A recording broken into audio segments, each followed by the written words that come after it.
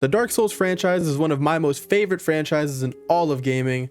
And I mean, like, ooh, that shit really gets me going, man. And in today's video, I will be platinuming all 3 of the Dark Souls games: Dark Souls 1, Dark Souls 2, and Dark Souls 3, obviously. For the trophies in this video, for Dark Souls Remastered, there are 18 bronze trophies, 20 silver, and 2 gold, including our platinum. That brings our total trophy count to 41. For Dark Souls 2, there are 12 bronze trophies, 23 silver, and 2 gold, bringing our total trophy count including the platinum to 38. And finally, for the magnum opus of Dark Souls games, everybody's favorite, everybody loves this game, Dark Souls 3, there are 26 bronze trophies, 13 silver, and 3 gold, bringing the total trophy count for Dark Souls 3, including the platinum, 43 total trophies. Now, if we wrap all those trophies up, that brings the total trophy count for this video to 122 trophies.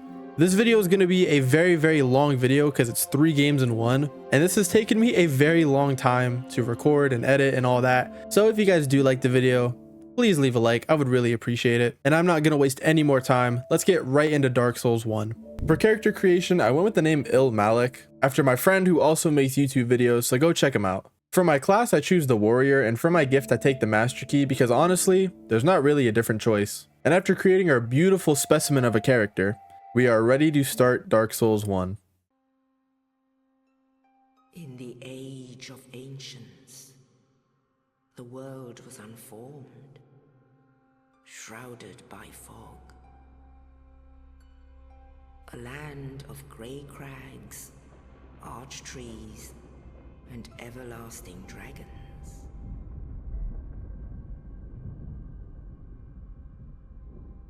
But then there was fire. And with fire came disparity. Heat and cold, life and death, and of course, light and dark.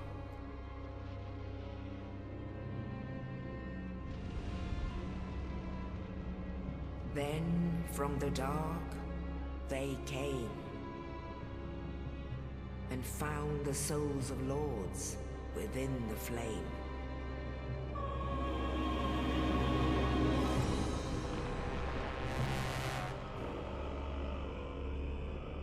Nito, the first of the day.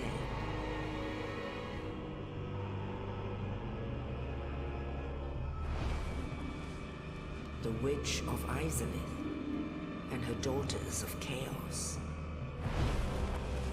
Gwyn, the Lord of Sunlight, and his faithful knights. And the furtive pygmy, so easily forgotten.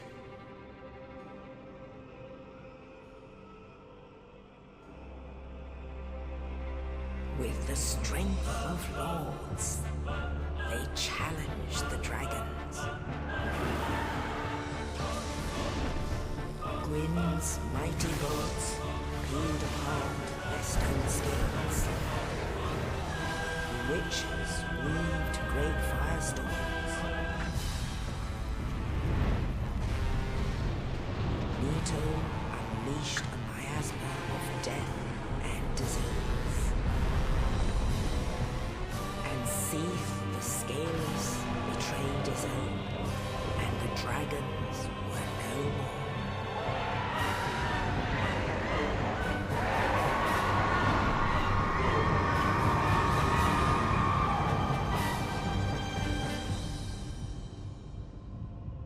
Thus began the Age of Fire.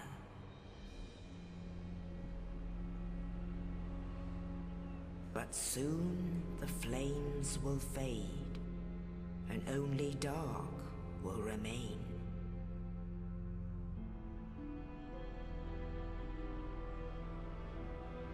Even now, there are only embers. And man sees not light, but only endless nights. And amongst the living are seen carriers of the accursed dark side.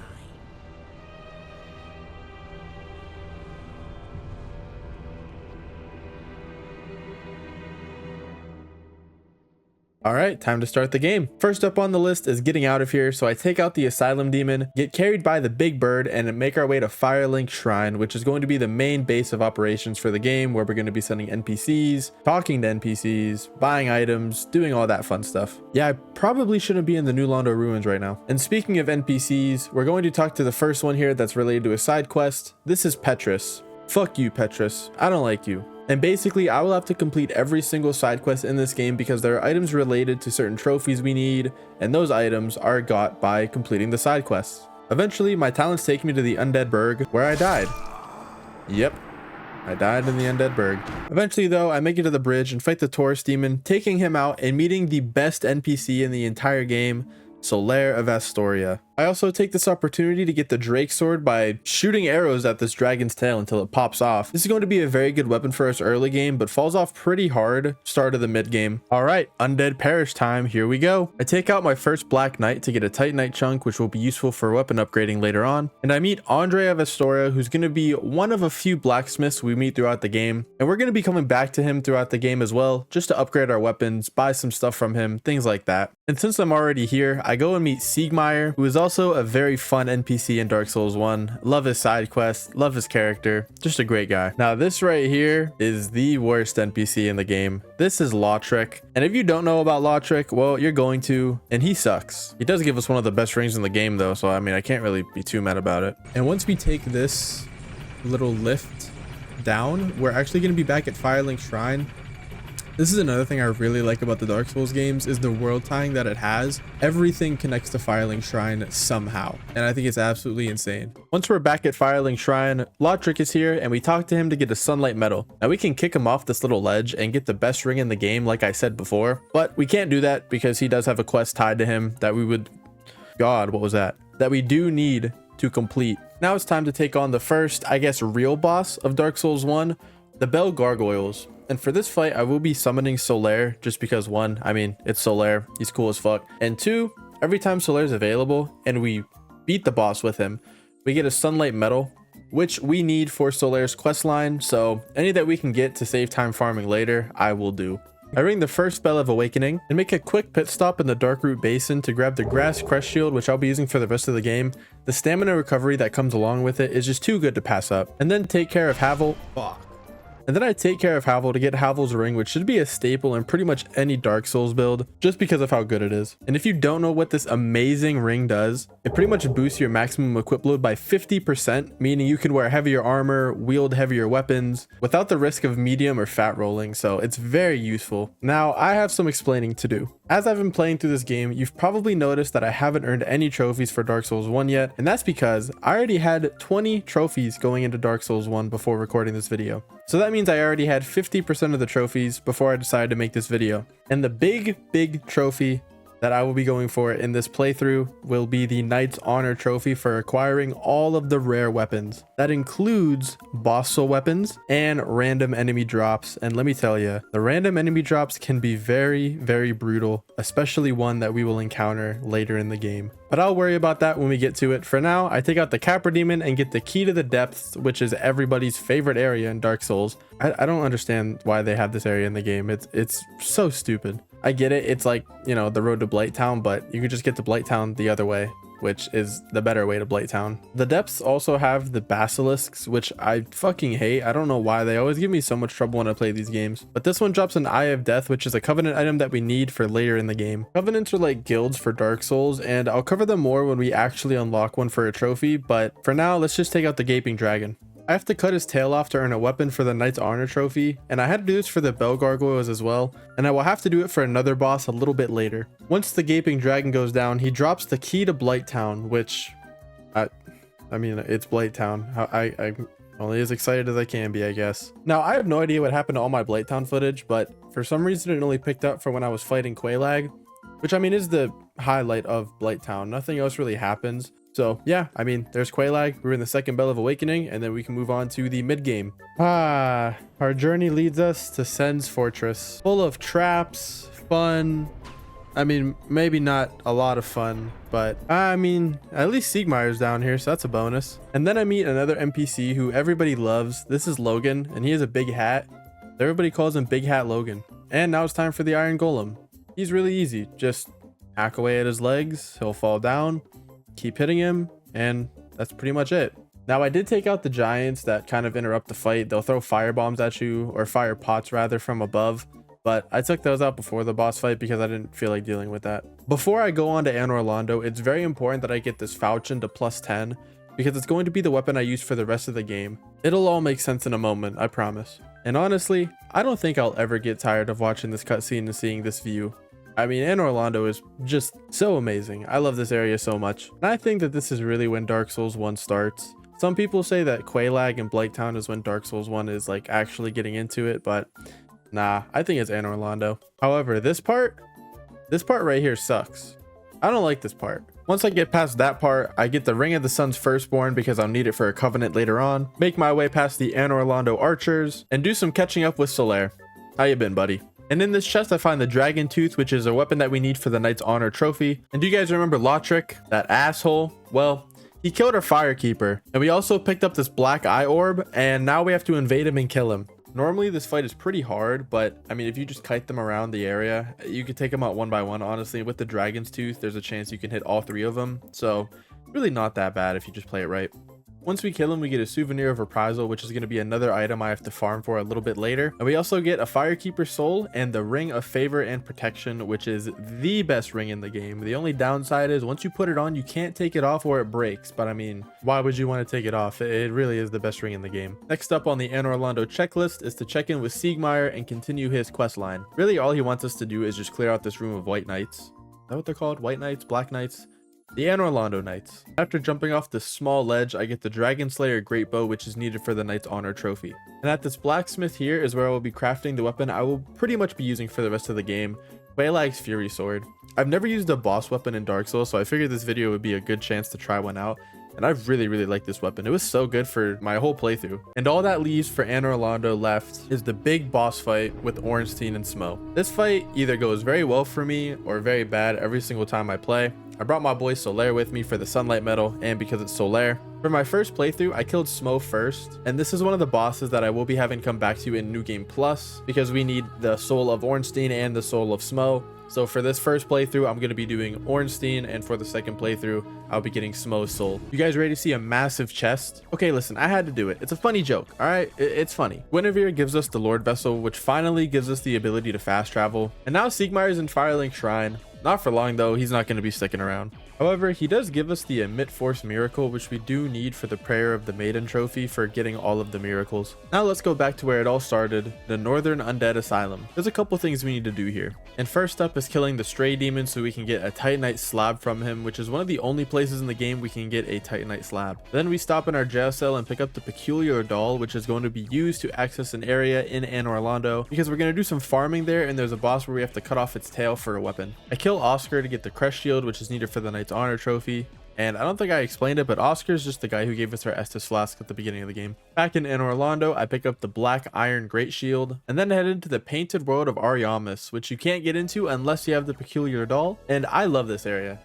Absolutely love it. And this is where I actually equip the Quelaag's Fury Sword and start using it. This weapon is so cool with the moveset and everything. I really like this weapon a lot. So glad I used it for this playthrough. And in these little underpass sewer things, I run into probably the most annoying enemies in this game. These pinwheel bone people. They're so annoying. If they catch you, you're probably dead. Also, why did I change back to the Great Club and why I'm wearing Havel's armor? Dude, I don't know. I recorded this so long ago. I barely remember the shit that I did in this game. And on this ledge right here, I found Velka's Rapier, which is needed for the Knight's Honor trophy. And these harpy bird thingies, I'm going to be farming for 10 Souvenir of Reprisals. I'm going to need these for a covenant later on in the game. And honestly, the farming in this game compared to the later Souls games is very tame, and I really took it for granted. I grab a Dark Ember and then the Blood Shield because that's needed for the Knight's Honor trophy. Even though it says acquire all rare weapons, I guess shields count too. And then I start grinding for my Souvenir of Reprisals, which, like I said, it doesn't take too long at all, maybe 35 to 40 minutes, which I wish I could say that for other farms in this video. Now it's time to see everybody's favorite Dark Souls 1 waifu, but unfortunately I need your tail, so let me get that. And after literally just jumping off of this bridge, we arrive back in Anor Londo, moving on to our next adventure. In the Valley of the Drakes, I take out the Poison Dragon to get the Dragon Crest Shield, as well as the Store's Straight Sword, which are both needed for the Knight's Honor trophy. Again, Don't know why they include shields in this trophy. And then I fucking die. Back in Blighttown, there's a couple things we need to do here, like talk to Siegmeyer to advance his quest line, and make our way into the Great Hollow. And I won't lie, I'm not too big of a fan of this little area. It's very confusing, has one of my least favorite enemies in the game in the basilisks, but I mean, it really does lead to one of the coolest areas in the whole game, Ash Lake.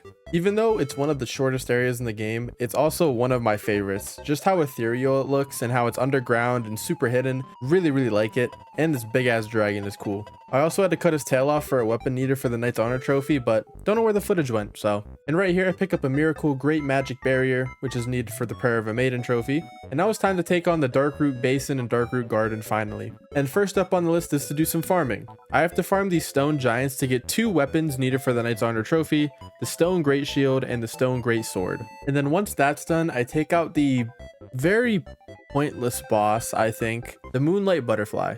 I don't really like this boss, it doesn't really do anything. Once that's done, I grab what I actually came up here for, the Divine Ember. And after taking out the Mushroom Men, I open up this chest to get the Enchanted Ember. Now it's time for one of my favorite bosses in all of Dark Souls, Great Grey Wolf Sif. And it's not even the fight itself that I like so much as it is just the lore behind this boss.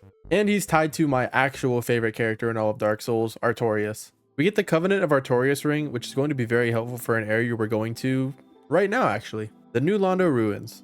I don't know if I like this area or hate this area. You need these transient curses in order to defeat the enemies here, which are ghosts. I like the layout of this area, I think it is really cool, but the enemies, the way that they can grab you through walls, the way they can go through walls, oh man, I don't like that at all. Eventually we get on top of this building and talk to this guy who gives us the key to the seal, which lets us unlock the boss for this area, the 4 Kings. I use the key to unlock this door and spin the giant wheel to drain the area, letting me access the second part of the New Londo Ruins. And now we're introduced to a new enemy type, the Dark Wraiths. I think these guys are super cool. I really like their design. Also, since this place was literally just flooded, how did things like this end up surviving or coming back to life or whatever?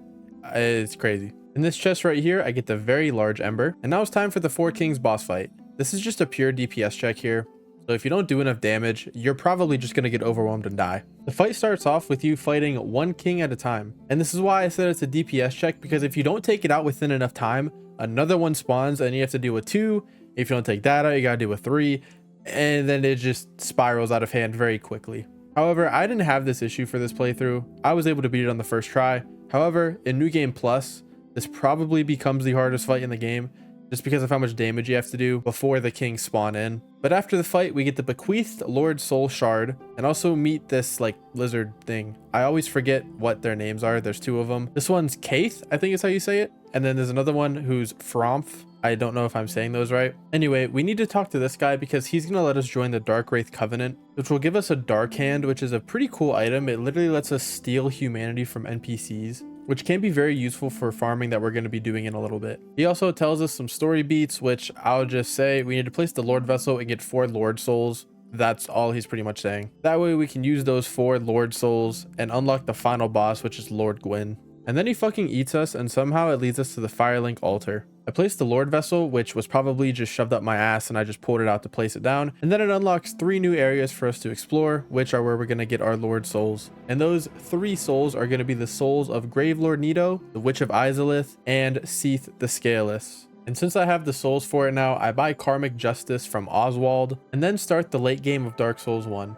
You can really do any of these areas any way you want, but what I did was I went after Seath the Scaleless first, then the Witch of Izalith, and then Gravelord Nito, because the Catacombs and Tomb of the Giants are probably the worst areas in the game. However, before we can get to Seath the Scaleless, first we have to go through the Duke's archives.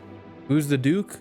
I don't fucking know. And deep into the archives, there's an unmissable boss fight with Seath the Scaleless, and this is also one of the only scripted deaths in this game. I think it's actually the only scripted death. Basically, you can't kill him right here and you have to die. Make sure you equip a rare ring of sacrifice before you go into the fight, or else you will lose all your souls. And now we're in jail. There's a really easy way to get the key though. You just hit this guard, he drops it, and then you're out. And then we hear the absolute worst noise in this game. Oh, this is so annoying. We have to work our way down past these tentacle thing, waifu, whatever they're called, in order to climb the ladder and turn the sound off.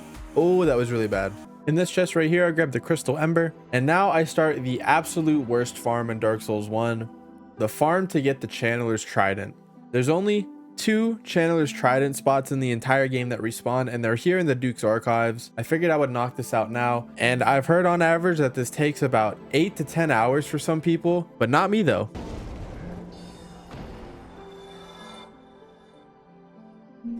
There's no way. Did I actually get the drop on my 3rd fucking run? Oh my god. Holy shit. I got the Chandler's Trident on my 3rd run. This is monumental, boys. I am so happy that I don't have to sit here for 10 hours and farm this. Now that that's done, I take out this gold golem and Siegmeyer's daughter pops out. She's gonna go back to Firelink Shrine and we have a Lord Soul to get. Welcome to the Crystal Caverns. This area fucking sucks. And the big reason it sucks is because there are hidden pathways. Now there are obviously ways around this and you can discover these hidden pathways when you're supposed to use prism stones, but I found that using arrows is just a lot easier. Just shoot the arrow at the ground and I mean, if it sticks, then you can walk on it. If it doesn't, don't. On this corpse right here, I get the blue Titanite slab, which is an upgraded material needed for our platinum trophy. All right, Seath the Scaleless boss fight.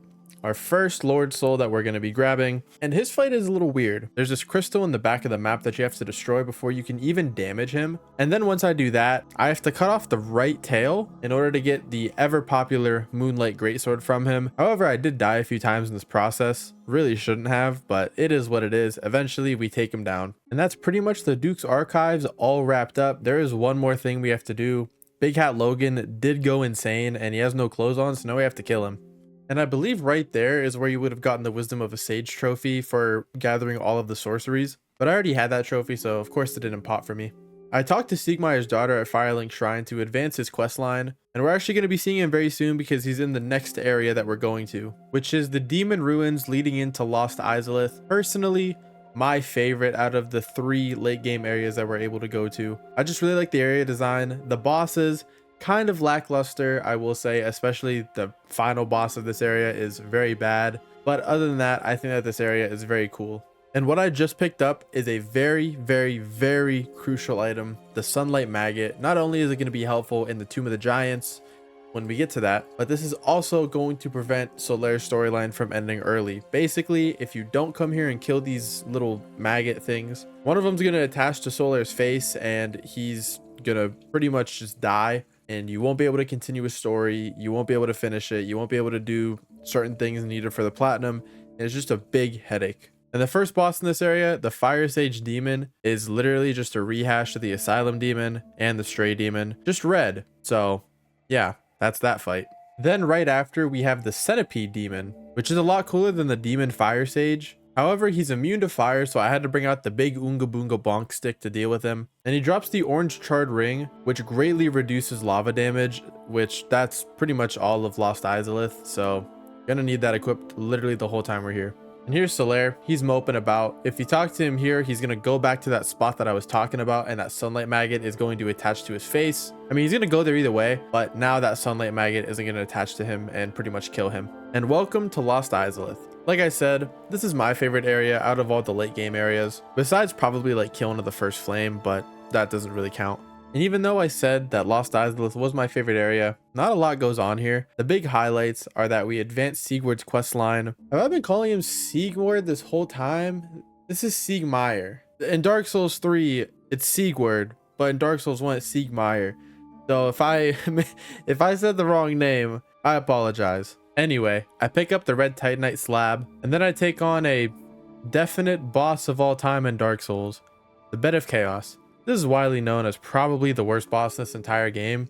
Not because of its actual difficulty, but because of how gimmicky it is and how annoying its little arms are. Well, they're not little, they're very big arms, but how annoying it is when you get swiped by them. And just the traversal of this area is very annoying. Not a fan of this boss fight at all. I backtrack a little bit in the Demon Ruins after that fight to get the Chaos Flame Ember, which is needed to upgrade Chaos weapons. And then we talk to Solaire here and do some farming. We need to farm Sunlight Metals, and I mean, I really only save Solaire because we can use him in the final fight. I don't end up using him though, but he's probably the only potentially positive storyline in Dark Souls. Everything else is just depressing. All right, let's do some prep before heading into the Catacombs and Tomb of the Giants. First up is getting a Divine Weapon. I just went with my great club because I already had it leveled up. Basically, the skeletons, if you don't use a divine weapon, will respawn and you'll need to kill them twice. If there's a lot of skeletons, this can cause a lot of overwhelming things to happen and you can die very easily. Also, leave a like on the video if the catacombs was the first area you ever went in Dark Souls 1 because you thought that that's where the game started. Now, I might have exaggerated a little bit with the catacombs. I really don't mind them. It's really Tomb of the Giants that I have the biggest issues with, but I don't know anybody who actually likes that area. But Tomb of the Giants isn't that bad. It can just be a little annoying. The worst part is probably these pyromancers because they just run and run and run and attract all the skeletons, and it's such a headache to deal with them. And the ceilings are so low, so I mean, if you're using a heavy weapon like the Great Club, it just constantly bounces off the ceiling and it could just be really fucking annoying. A little bit deeper into the catacombs, I loot this coffin to get the Dark Moon Seance Ring, which is a very important item needed for a trophy and a covenant. And on this corpse right here, I get the miracle Tranquil Walk of Peace. And let's meet a new blacksmith. This is the last one in the game that we'll be meeting, but still equally as important as all the other ones because we have to upgrade certain weapons through him to get trophies. Now I have to deal with a whole room of these bone wheel enemies. And I won't lie, I died a lot. Once that awful part is done, I can take a nap in this coffin and get transported to the boss arena for this area. However, we're not going to be fighting the boss yet. Wait, is that 26 minutes into the video, our first trophy? Covenant Gravelord Servant for joining the Gravelord Servant Covenant. I don't know why it took 26 minutes to get the first trophy, but you know, it is what it is. All right, now it's time to take on Pinwheel. He's the easiest boss in the game. I'm not even going to try to troll and, you know, say how hard he is. He's very fucking easy. I mean, that took what, 3-4 swings and he was dead. But we do get a trophy, Rite of Kindling, for earning the Rite of Kindling. And this basically just allows us to kindle bonfires further, making us get plus 15 and plus 20 Estus flasks. Now, I guess it's time for Tomb of the Giants. Yay. This is another reason why I got the Sunlight Maggot, is so that I can wear it on my head and it will illuminate the area all around me, making it a lot easier to see in this area because it is literally pitch black without one. You can get the Skull Lantern in the previous area from the little necromancers, but that takes up a weapon slot and you have to use it instead of a shield, and I don't want to do that. And as if it couldn't get any fucking worse, we meet Patches, which I hate Patches. He's an asshole. He's funny, but he's an asshole. He just wants to fuck us over. He's a rat. And he proves my point even further by kicking us off this ledge, saying he's going to loot our corpse for all of our good loot. But that actually benefits us because there is some stuff that we need down here. Like killing Irina's guards, specifically Petrus, because fuck Petrus. I head back to Irina and talk to her, and she gives me the replenishment miracle. And if you don't come down here and kill her hollow guards, I believe that they actually kill her and you miss out on some miracles needed for the Prayer of a Maiden trophy. I do a suicide run to get the large divine ember. However, I don't die because I'm the best player to ever play this game. And the last major thing I do before taking on the boss of this area is take on Paladin Leroy because he drops 2 items needed for the Knight's Honor trophy once we defeat him. All right, now it's boss fight time. Gravelord Nito, the last Lord Soul that we need to take on Gwyn. I equipped the Great Club for this because he summons skeletons, so we want to make sure that we get rid of those as fast as possible. But after that, it really is just kind of staying underneath him, making sure he doesn't hit us, and yeah, that's pretty much the fight. Once he's defeated, I get the Lord Soul and earn the trophy, Defeat Gravelord Nito. And since I decided not to kill Patches, he's here in Firelink Shrine now. But now I'm not so nice and I end up killing him anyway. However, he does drop the Crescent Axe, which we need for the Knight's Honor trophy, so at least he was useful in some way to us. Oh, wait. I thought I killed Petrus. Hey, anyway, it's still fuck him though. I don't like him. We're gonna kill him, but not right now. Back at the Undead Parish, Irina is here and she has a few new miracles for us to buy. Like I said before, if you don't kill those hollow NPCs in the Tomb of the Giants, they will end up killing her and she won't be here. So make sure you do that. Yes, time to slime this bitch out. I hate you, Petrus. I hate you. Now it's time to do some more farming. Back in Anne Orlando, I have to kill Silver Knights until I get 3 weapon drops. The Silver Knight Shield, the Silver Knight Spear, and the Silver Knight Greatsword. This actually does take me a little bit of time. I don't know why the drops just weren't cooperating with me, but eventually we do get it done. Still in Anne Orlando, I equipped the Dark Moon Seance Ring to unlock this secret passageway, join a covenant, and earn another trophy. So I actually do have to enter it because I have to offer my souvenir of reprisals. And this will give me a miracle, which I need for the trophy. There we go, Miracle, Dark Moon Blade, and the Dark Moon Talisman. Now let's take on Gwendolyn, who's pretty much a secret boss. I mean, if you don't equip the Dark Moon Seance Ring, you don't really know that she's here. I think. But pretty much all the boss fight is this really long hallway. Just dodge the projectiles, everything that they throw at you. And don't die like me. I don't know anybody else who's ever died to Gwendolyn, but I ended up doing it, so don't do that. Second attempt goes a lot smoother, and I end up killing her with no problem. And after the fight, I earn a trophy for defeating the Dark Sun Gwendolyn. In this chest right here, I get the Miracle Sunlight Blade. Back at Ash Lake, we see a very, very tragic scene. Siegmeyer is dead at his daughter's feet. She ended up killing him, but needed to be done for story reasons. But I end up getting a Titanite slab out of the whole deal, so I mean, I guess it's all right. All right, now let's go and dump the souls of all the bosses we just killed. Now, I'm not going to be finishing the game, but I am going to be farming the Black Knights here because all their weapons, shields, stuff like that is all rare drops, which I will need for the trophy. So I'm just going to sit here for as long as it takes and get all those drops, which I love all the end, like the last areas of the game, like killing the first flame. So nice. There's the great sword. Awesome. There's the great axe. I think I just need the halberd and the sword. There's the Black Knight sword. Is that all of them? Do I still need the great sword? I think I still need the great sword. And then I'm done farming. There it is. All right, I'm done. That took me like two, 3 runs. All right, stick with me now. I'm going to be going after all of the highest reinforcement trophies. The first one I get is crystal reinforcement for reinforcing a crystal weapon to the highest amount. And in order to do this, I do back up to the cloud and reload my save just because to save resources, because if I didn't, this would have taken me a very, very, very long time. All right, and the rest of the trophies I earn are fire weapon, chaos weapon, enchanted weapon, magic weapon, lightning weapon, strongest weapon, raw weapon, and occult weapon, as well as divine weapon. And now let's make some boss weapons, because we have to do this in order for the Knight's Honor trophy. We have to craft every single boss weapon in the entire game, and this causes us to go into New Game Plus as well as New Game Plus Plus for a few other weapons. The boss weapons I craft right now though are the Great Sword of Artorias, the Golem Axe, the Moonlight Butterfly Horn, the Dragon Slayer Sphere, the Life Hunt Scythe, and the Tin Dark Moon Catalyst. Let's wrap up our first playthrough and take out Gwen.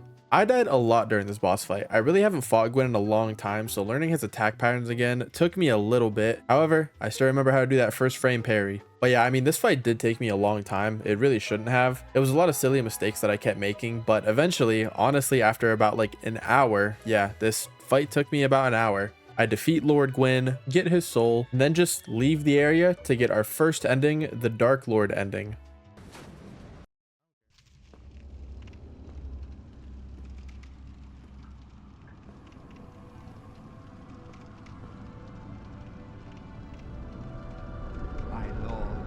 Bless thy safe return. Let Garth and Fraft serve your highness. We are here to serve your highness.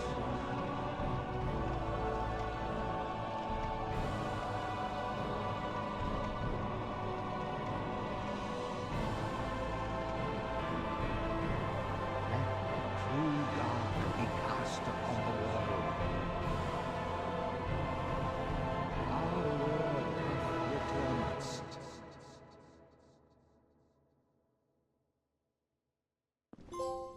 There's our trophy, Dark Lord. Reach the Dark Lord ending, and that's Dark Souls Remastered. But we're not done. We gotta do New Game Plus and then part of another playthrough because we need 3 of Sif's souls for weapons. And we also need duplicates of some souls as well as Ornstein and Smo, other bosses, stuff like that. So I'm not gonna waste any more time. I'm gonna get right into it. And waste no time I did. I jumped right into New Game Plus and cleared this whole playthrough, defeating the bosses I needed to and earning the boss souls needed for the other boss weapons. And the bosses that I defeated in this playthrough were Waylag, the Moonlight Butterfly, Great Grey Wolf Sif, and then I take a break from boss killing to pray at the Sunlight Altar and earn the trophy Covenant Warrior of Sunlight, and then even further I offer all of my Sunlight medals to get the Miracle Sunlight Spear, and then I take out the Iron Golem, Dark Sun Gwendolyn, Smo because I killed Ornstein in my first playthrough, and then I just craft the rest of the boss souls that I got for this playthrough. So I craft another Great Sword of Artorias, the Chaos Blade, Smo's hammer, the dragon bone fist, the dark moon bow, and last but not least, the crystal ring shield. I offer 10 Eye of Deaths to Gravelord Nito to get our final miracle needed for Prayer of a Maiden, another very long trophy that I'm glad I could wrap up and not mess up. And that just leaves 2 more trophies before the Platinum, Knight's Honor, and then the other trophy for getting the other ending of the game, which I'm going to do right now. I defeat Gwyn once again, link the fire, and earn our trophy for getting the other ending of Dark Souls 1.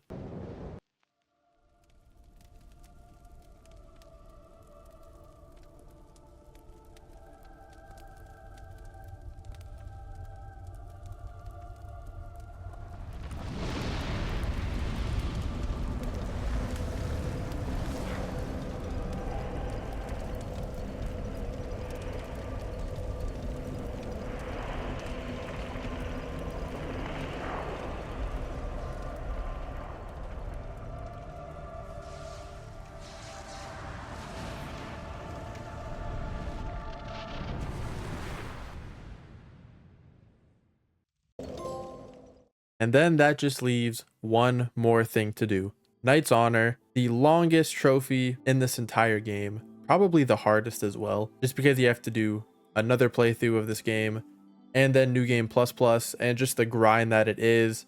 Being so meticulous in what you do, what you have to do, it can be very, very annoying. Thankfully, in New Game Plus Plus, all I have to do is just kill Great Grey Wolf Sif one last time for his soul, and then we can craft the final boss weapon and earn our Platinum trophy.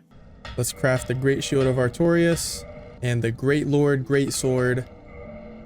And there it is, Knight's Honor for getting all the rare weapons. There's our Platinum, the Dark Soul. Oh man, there it fucking is, boys. Oh, and I have to do this 2 more times this video? Oh.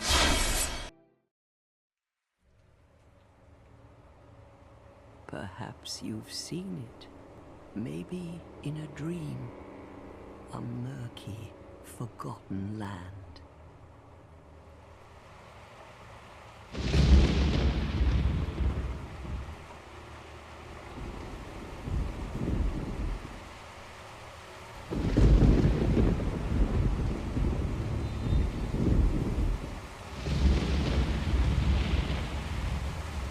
A place where souls may mend your ailing mind.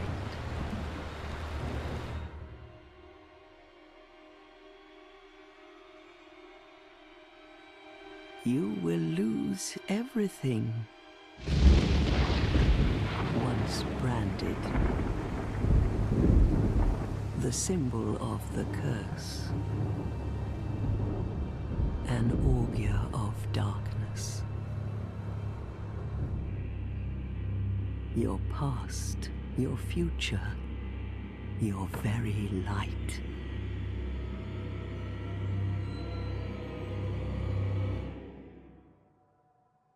None will have meaning, and you won't even care. By then, you'll be something other than human. A thing that feeds on souls, a hollow.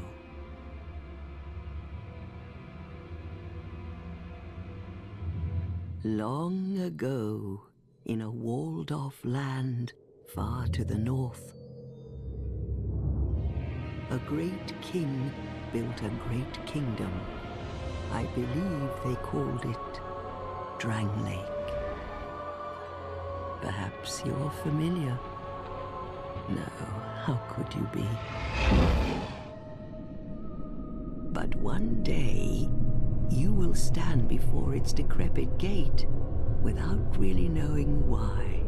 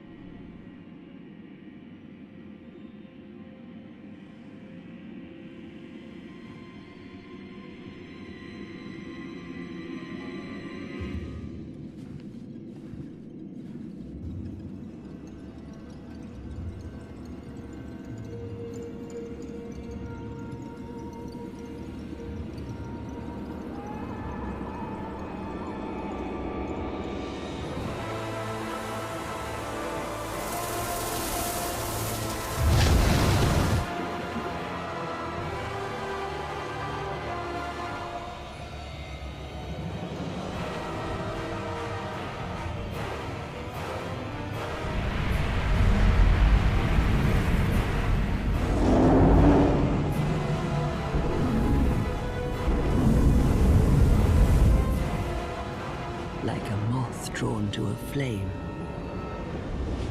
Your wings will burn in anguish. Time after time.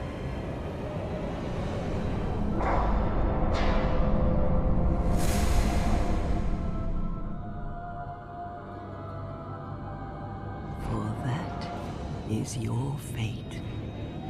The fate of the cursed.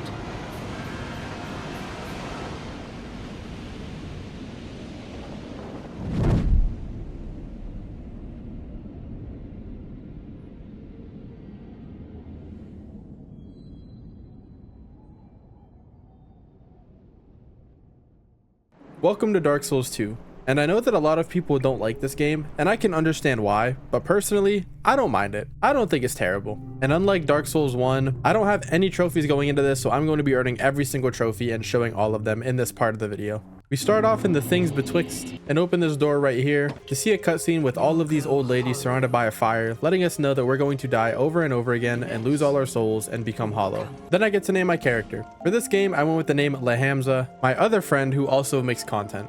One of the old ladies hands me a human effigy which acts as our humanity for the game, and it also lets us create our character. In this game, I go with the Knight class, and for my gift, I take the Life Ring because honestly, all the other options are terrible.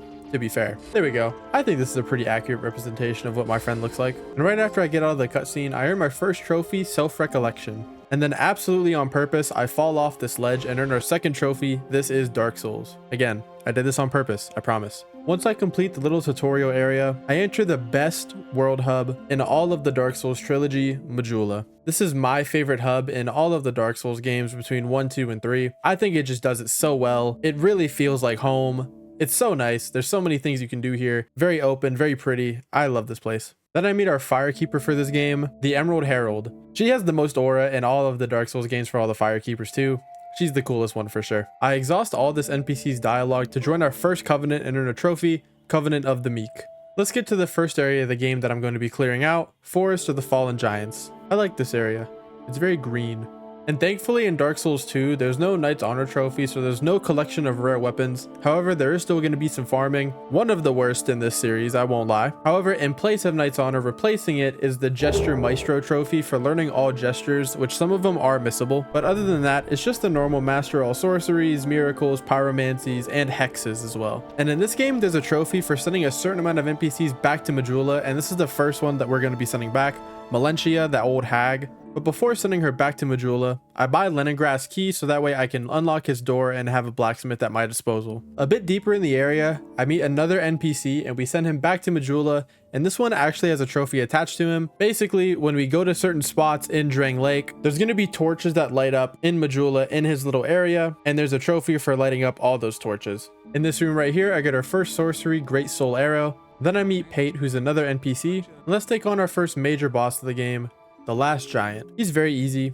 I mean, typical giant Dark Souls boss, just kind of stay underneath him. He doesn't attack fast or have any crazy movement, so goes down pretty easily. And if that really was the Last Giant, I feel pretty bad for him. But this boss right here, the Pursuer, can also be very easy, if you know what you're doing. However, I didn't know what I was doing. Also, hi Jordy. But the Pursuer fight can be very easy. There's a ballista in the back of the map that you can just instantly run to, press it, hit him twice, and he dies. But I didn't know about that because this is my first time playing Dark Souls 2 in like 8 years. So I did it the old-fashioned way, and eventually he does go down. No trophy for this one, but he does drop a very good ring, the Ring of Blades. Then I get dropped off at the Lost Bastille. I'm just going to be in this area for a little bit, but I'll be back to explore it here soon. The next area that I take on is Hyde's Tower of Flame. And honestly, it might be my favorite area in the entire game, albeit very short. I just like how vibrant the area is. The enemies are really cool, the Hyde Knights. There's dragons, there's a couple bosses in this area. I think it's just a really well designed area. And speaking of bosses, the first one that I take on is Old Dragon Slayer, which looks just like Ornstein. A lot of people think that this is Ornstein. I also think that it's Ornstein. However, the fight definitely isn't as good as Dark Souls 1, but that's alright. He goes down, no problem. And then I meet this NPC after the fight.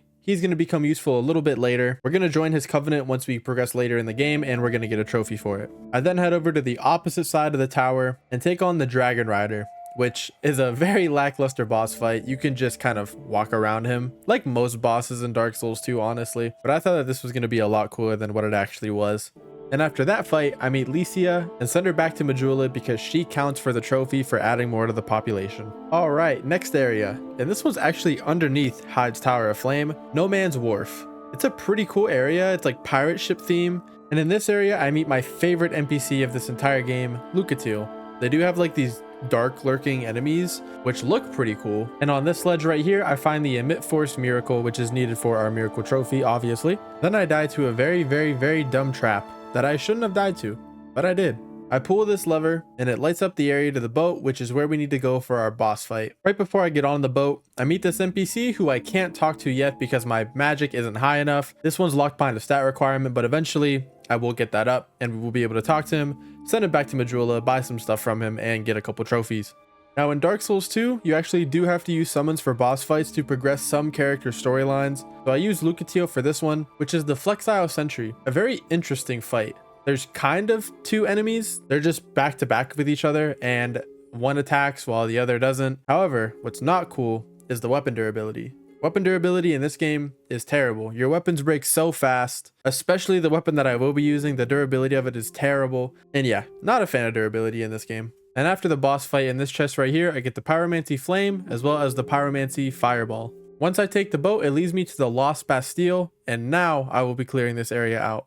In the Lost Bastille, first up on the checklist is seeing Lucatiel and advancing her questline. Then I use this barrel to blow a hole in the wall and meet a new blacksmith. And this guy actually has a trophy tied to him, so I'm going to be coming back here pretty often until we get that trophy. We have to spend about 10,000 or so souls at him, just upgrading weapons, repairing stuff, things like that. And I fell for the bait. I thought there was an illusionary wall here. I really did. Now it's boss fight time. The 3 Ruin Sentinels. This fight can be very difficult if you just jump down, but I kind of sectored it off, so I fought one at a time. I still ended up dying though, because when I got up, I instantly rolled and it just sent me flying off the edge and I died to fall damage. Second attempt though went way better. Basically, as soon as you enter the boss fight, you're going to drop to your left and fight the first Ruin Sentinel, and then while the other 2 are coming, hopefully you finish that one off. The second one's going to jump up, you're going to fight that, and then you'll just go and fight the third one, and then that should be the boss fight. Easy peasy. Oh, easy peasy? Dude, who wrote this? In this chest right here, I get the Sorcery Hush, and if you listen,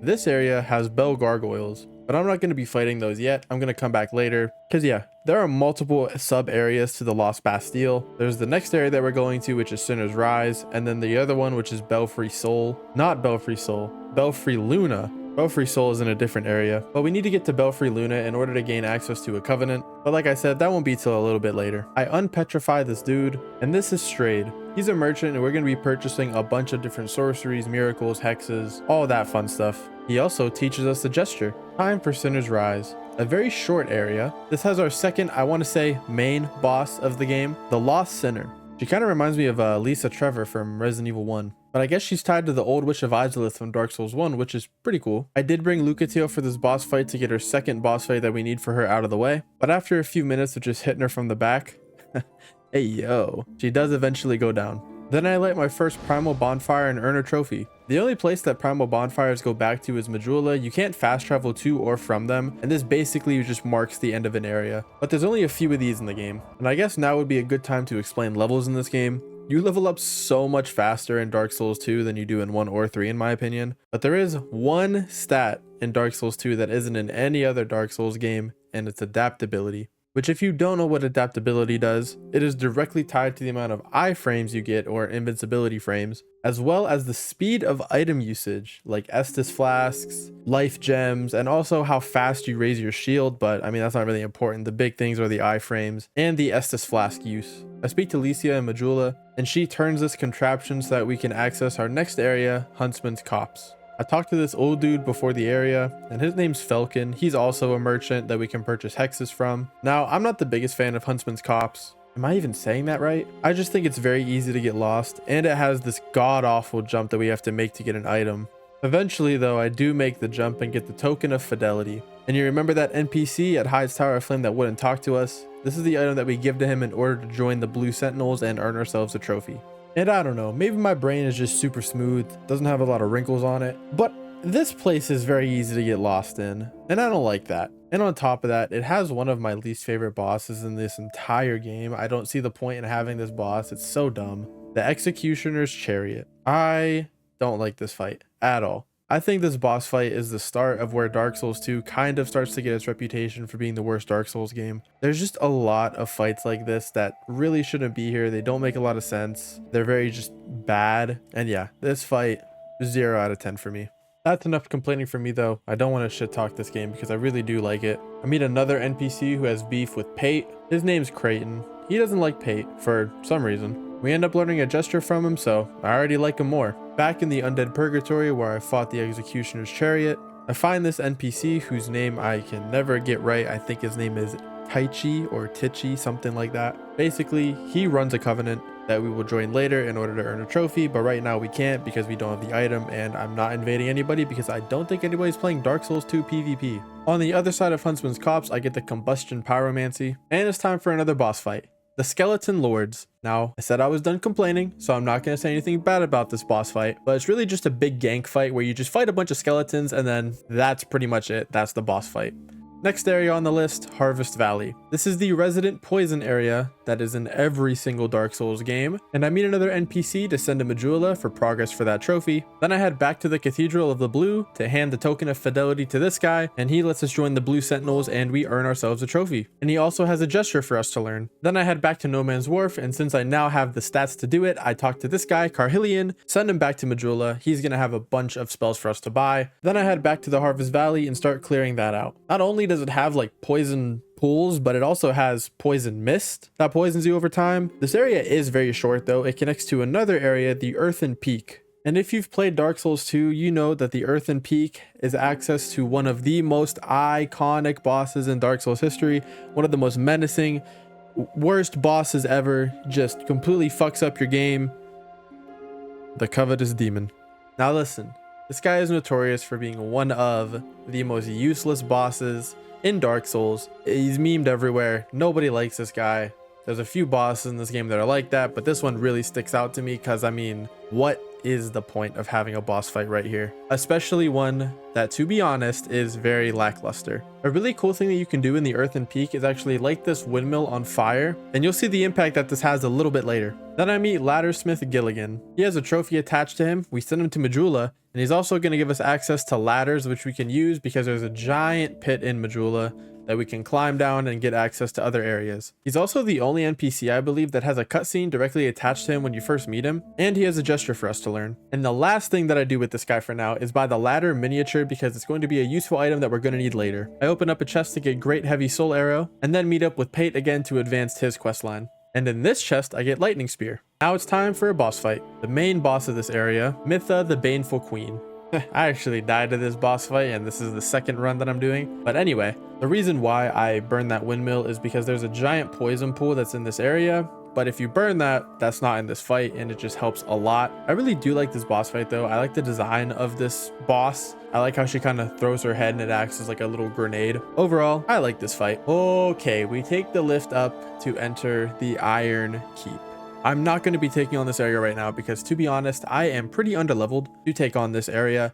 Very, very cool area though. Probably in my top 3 in this game, but we're going to head back to Majula. Back in Majula, I spend 12,000 souls to set up a ladder with Laddersmith Gilligan. Then I talk to him to get the Melu Scimitar as well as a trophy for completing his little quest line, I guess, for inheriting his armor, which is honestly the easiest one to do in this game. Actually, that's a lie. There's one a little bit later that is also very easy. I put instant use to this ladder by not using it and enter the Grave of the Saints. This place has a lot of rats. I pick up Whisper of Despair and then take on the Royal Rat Vanguard, which is really only one rat, but there's a bunch of imposters that aren't the boss, so you have to find it. Honestly, I don't know how to spot the difference. I just kind of swung until I found it. And if the health bar was going down, I knew I was doing the right thing, and yeah, that's that fight. After the fight, I talk to this rat NPC and join the Rat King Covenant to earn a trophy. Heading even deeper, I get the Great Heal Miracle, and then I enter a definite area of all time, the Gutter. I think this is Dark Souls 2's version of Blighttown, and it doesn't do it very well. The area isn't terrible, it's just very dark, lots of poison, lots of enemies that you can't really see, but other than that, it's not too bad. It does have this pretty funny and pretty cool zipline you can take to get to the second part of the area, and I thought that this was a boss fog right here, but no, it just leads to a different area. Once I break this pot right here, I pick up the Dark Fog Hex. Oh, finally, we're done with the Gutter. Surely this doesn't lead to a worse area that is definitely not my least favorite in the entire game, right? Now there's an area later in the game that a lot of people don't like, and we're gonna get to that. But personally, my experience with this area, I did not have fun.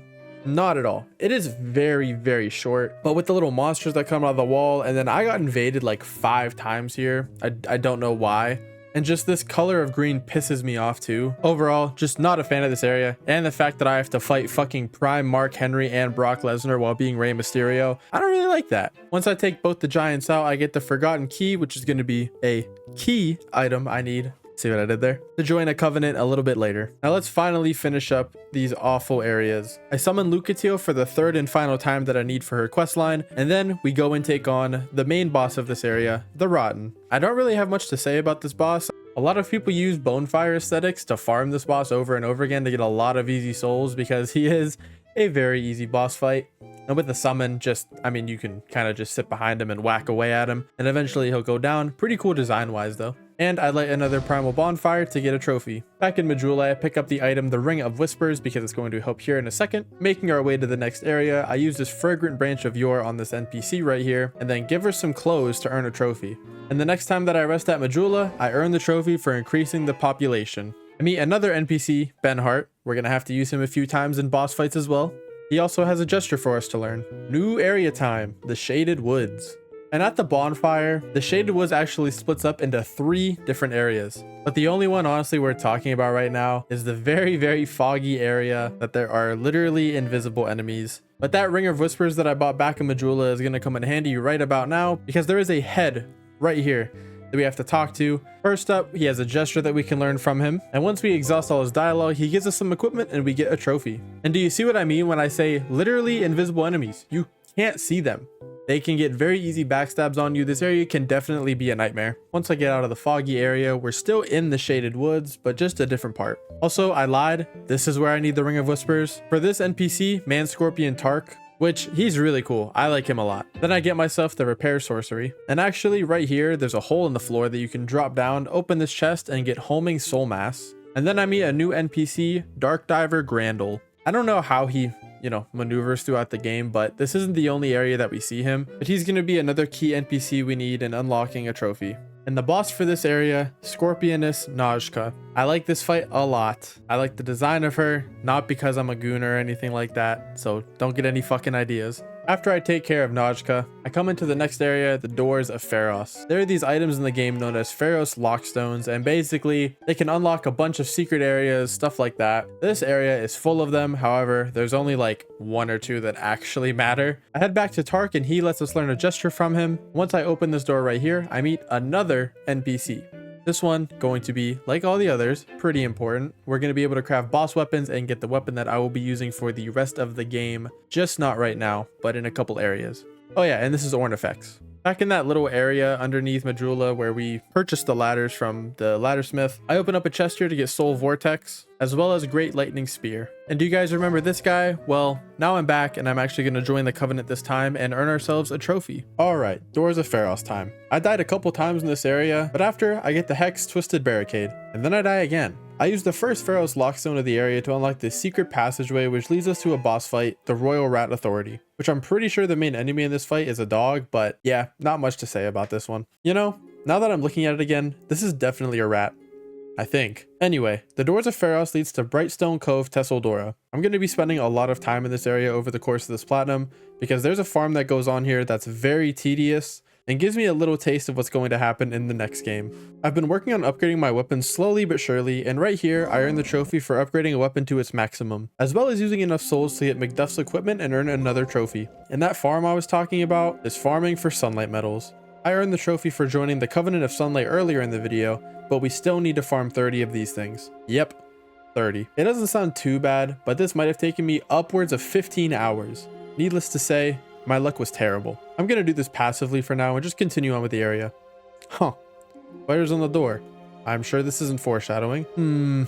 Yeah, I don't like this. Ah yes, the Congregation and Praying Magus. They are indeed a fight.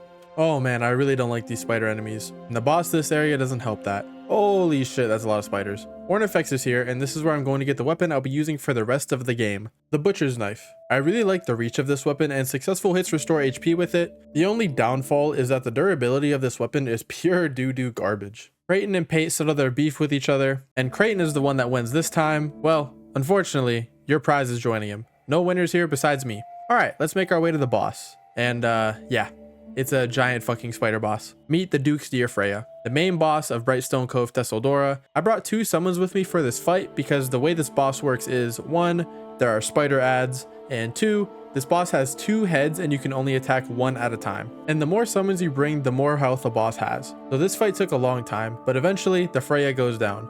But who's the Duke? I still don't know. Couldn't figure it out in Dark Souls 1, still can't figure it out in Dark Souls 2. I better get some answers in Dark Souls 3. And you know the loot by now. I light the primal bonfire, earn a trophy, and then go back to Majula. I picked up a Brightstone key a bit earlier and used it on the store to get the Great Fireball Pyromancy. And speaking of fire, let's take on the Iron Keep finally. Like I said before, this is in my top 3 in terms of favoritism for Dark Souls 2 areas. The bosses are really cool, the enemies aren't that bad, these arrows are pretty annoying though, and the final boss of the area is super sick. I meet this NPC and buy a Jester hat because I'm a joke as well as a hex. Now it's Smelter Demon time. I don't really know why I brought Lucatiel, probably just because I like her so much, and the Smelter Demon is a cool boss. You gotta be careful though, because he has this AoE ability that caught me and killed me. Oh, and when you get close to the Smelter Demon, your health slowly drains over time, only assuming because it's so hot, but the second try he goes down. And in this chest that was really annoying to get to is the Chaos Storm Pyromancy. Let's move on to the final boss of this area, the Old Iron King. A really cool boss that lives in the lava and design-wise might be my favorite in the game. But unfortunately, like every other boss in this game, just kind of wait out his attacks and hit him and then it's done. Another Great Soul Embraced, and this bonfire has some kickback to it. This giant monster thing comes out of the ground and gives us insight on where to go next and tells us to seek Vendrick. And sure, let's just listen to this monster that I've never met before. Anyway, I light the primal bonfire, earn a trophy, and go back to Majula. And wow, I just realized, but this video is a little over an hour long at this point, so if you're still watching, I really appreciate it, and I hope you're enjoying the video. Back in the Lost Bastille, I use a Pharos Lockstone and hit the secret wall to walk into the Belfry Luna. And there's this small dude here who lets us join a covenant and earn a trophy. Then I take out the Belfry Gargoyles. In the first Dark Souls, this was only 2 gargoyles, but this one, I think there's like 5 or 6 of them. Once that's done, I go back to the Iron Keep and open up this door, climb up a ladder, and up another ladder, talk to this little guy right here, and enter the Belfry Soul. In this chest, I get the Immolation Pyromancy. Then I hunker down and grind out the 30 Sunlight Medals. And in order to do this, I have to join this covenant right here. I do earn a trophy for it, but basically in Dark Souls 2, enemies only respawn a certain amount of times when you reset an area, but this makes it so that they infinitely respawn. Finally done. Now that the worst is over with, I head back to the Shaded Woods and go down a different path this time. And somehow it leads to Drang Lake fucking Castle. And it looks like our Firekeeper is also here. I enter the castle and meet the Chancellor, and I will say, Drang Lake Castle probably has the most aura to it in any Dark Souls area ever. Like, you could aura farm here for eternity. Alright man, who is rolling your old ass into these areas? Because I know you're not doing this shit yourself. Further progressing in the castle, I pick up a key called the Frozen Flower, which gives me access to one of the DLCs, because I will need to go into the DLCs for the Platinum Trophy. Then I come across this painting. Wait. Oh shit, this kind of looks like your mother. Well, this is actually the Queen of Drang Lake Castle, Nishandra, and she tells us about Vendrick, so that means he's here, right? And it's going to be an awesome boss fight? Well, before we get to that, I have to take out the Twin Dragon Riders, which they go down with no issues at this point in the game. Hold up, how did you get here? In this chest, I get the Firestorm Pyromancy, then I take the lift up and see whatever this thing is. In the chest in the room, I pick up Strong Magic Shield and the key to the King's Passage. I put that key to use instantly and take on one of the coolest bosses in the game, the Looking Glass Knight. He has the ability to summon a copy of you if you let him, but once he goes down, I earn a trophy, which is one of the only bosses in this game that gives you a trophy for defeating them. In the chest in his arena, I get Soul Bolt, then going underneath the castle, we come to the Shrine of Amana. This area houses one of the most annoying enemies in the entire game. These mages that when they cast magic, it tracks you and they can overwhelm you and take you out very easily. And the fact that it's all on water, it's very easy to fall off and die in this area. In this chest, I get Sunlight Blade, and on this corpse, I get Homing Crystal Soul Mass. Then I take on the boss of this area, the Demon of Song. Really like the design of this boss. It kind of reminds me of a frog. Once it puts its little mask thing on, you can't hit it, but once it lifts back up, feel free to whack away at it. It drops the key to the Embedded, which you can actually use as a weapon. Then I open up this door, take a lift down, and enter the Undead Crypt. I go to light the bonfire and that creature returns to give us more information. It lets us know that Vendrick is not far from us, and then we get to exploring the crypt. I come across this NPC, Agadine, and he has a gesture for us to learn. And this next area is super annoying. You have to make your way through a bunch of these rocks, but there's also these bells that if you accidentally hit, spawns a bunch of enemies, and it's really, really annoying. Especially with the weapon that I have, with the insane reach that it has. Oh my god, this was terrible. Alright, we're getting close, boys. But first, I have to take out a boss. Belstat the Royal Aegis. Really, really cool boss. My only gripe that I will say about Dark Souls 2 is I think that it is just a bit too slow. It really is just kind of walk around your opponent and hit 'em simulator. If the bosses were just a little bit faster, or if there were like a certain DLC boss we're going to fight here in a little bit, I think that this game would be a lot better. I still do enjoy this game, but that is my big problem with it, is that I think it is just a bit too slow. And this is Vendrick, the king of Drangleic. He's gone hollow, a shell of his former self, just wandering aimlessly with no direction of what to do or where to go. It's pretty sad. I loot his corpse and acquire the King's Ring, as well as earning myself a trophy. Oh, and our Firekeeper's here again. Hello. Then I head back to Majula and talk to the priestess that we met at the Tower of Flame and buy some miracles from her before invading her and killing her. Yeah, she wasn't a good person. Shaded Woods time again. The third and final path. I equip the King's Ring to open the store and enter Aldia's Keep. Who's Aldia? Well, you'll find out here soon enough. Lucatiel is here for the last time and she's losing her mind. The last thing she does is give us her armor and we earn a trophy. Now it's time to enter the keep and clear this place out. I meet this NPC who wants me to kill other NPCs. I don't think I want to do that. I open up this chest and get Great Magic Barrier, and Aldia's Keep is fucking weird. Got a bunch of monsters and cages and stuff, as well as getting invaded by this guy like 8 times. And due to our actions, the skeletal dragon wakes up, but getting away from it, once the attack is over, we get Aldia's Key. I use the key and you come here often? In this pool, I get the Soul Geyser Sorcery, then it's boss fight time once again. Guardian Dragon, which any dragon boss is going to be cool in these games, but this one, not so much. It has this cool move where he goes on the side of the cage and breathes fire down on the arena, but after a valiant effort, he's no match for me. Then I take a lift up and enter the Dragon Airy. Love this area. I think I just like dragons, but that's besides the point. And our Firekeeper is here and gives us the Age Feather that's an infinite homeward bone. In the area, there's 3 dragons that we have to deal with, but don't break the eggs. After the second dragon, I get the Fire Tempest Pyromancy, and once the 3 dragons are dealt with, I go across this really anxiety-inducing bridge to get to the Dragon Shrine. No matter how many times I light these bonfires, this will always make me jump. And this right here is Aldia. Dude, you got some issues. Once I kill this invader, I pick up the Petrified Dragon Egg, which is an item used to join a covenant. Then in this chest, I get the Crystal Magic Weapon, and I head up these Anor Londo-esque steps to have a cool 1v1 with this NPC. And at the top of that is this giant fucking dragon. Don't even bother trying to hit him because it's not gonna work. He has so much health. Then he gives us the Ashen Mist Heart and I earn a trophy. Heading back to the Iron Keep, I speak to the merchant that I bought the gesture gear from and give him the Petrified Egg to let us earn another trophy. Now it's time for some backtracking. The Ashen Mist Heart lets us access Giants' memories in the Forest of the Fallen Giants, Brightstone Cove Tesseldora, and the Undead Crypt. Inside the memories, you have a certain amount of time in each one, but thankfully you can enter them as many times as you want, and this NPC, Captain Drummond, has a gesture for us to learn. Inside the first memory, I pick up the Soul of a Giant and leave. So I'm in Forest of the Fallen Giants again, and I went through and did the first memory to get the, what was it, the Memory of a Giant or something, or Soul of a Giant, something like that. And I thought I was going to get the trophy for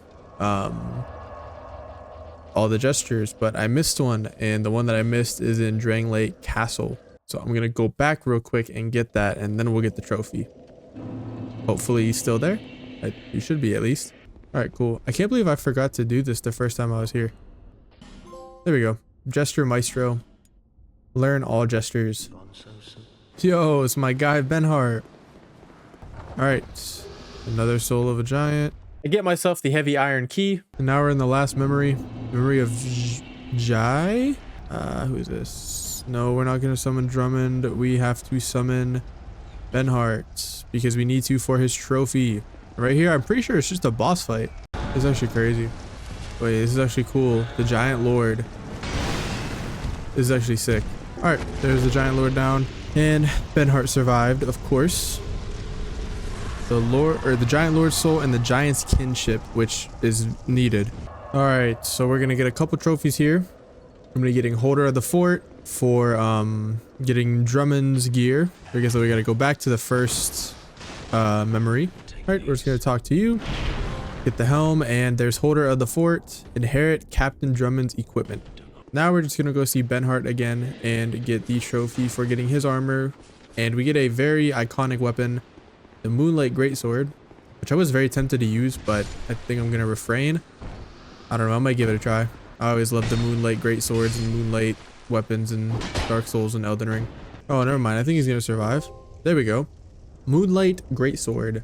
Inherit Benhart of Jugo's equipment, which I don't know why it's called the Blue Moon greatsword. And this is pretty cool. This is a dragon and a spider web, and this is actually another soul, which is really cool. And all we're here for is just the dragon soul, but it's worth 75,000 souls, so I'm gonna go ahead and grab it. But this is so sick. Now it's time to go kill the king. We're gonna go kill Vendrick and get the trophy. Still pretty lackluster, honestly. I thought he was gonna be like a really sick boss. All right, this is probably gonna be very boring because he has a lot of health. So yeah, I guess I'll see you guys in a few minutes. All right, there we go. That's Vendrick defeated. Should get a trophy here as well. There it is. Vendrick defeated Vendrick, and we got like 90 something thousand souls. I like this music as well. Music is pretty nice. Just a couple piano notes, but simple. Oh, whoa, memory of the king. Oh, this was him. Why can't we fight this Vendrick? I wanted to fight this Vendrick. That's cool. I really wish that I could just go through and finish the game right now, but I have to go through the DLCs. Not fully, but this does require you to go through the DLC to get pyromancies, miracles, sorceries, stuff like that. And the first one I'm going to do is Crown of the Ivory King, I think is what it is. Yeah, Crown of the Ivory King is the first one I'm going to be doing. Then I'm going to be going through Crown of the Sunken King, and then Crown of the Old Iron King. There's one that I'm not looking forward to, and it's the snowy one. Whichever one that is, I'm not looking forward to. All right, let's go here first. Wait, I think this is the DLC that I didn't like, because I'm pretty sure there's like a boss you have to fight that is like completely enshrouded in ice and you can't see him. But I'm not sure. I've never played through the DLC, so this is my first time. But I'm not staying here for long. I'm just getting the stuff I need and getting out. Ice rapier.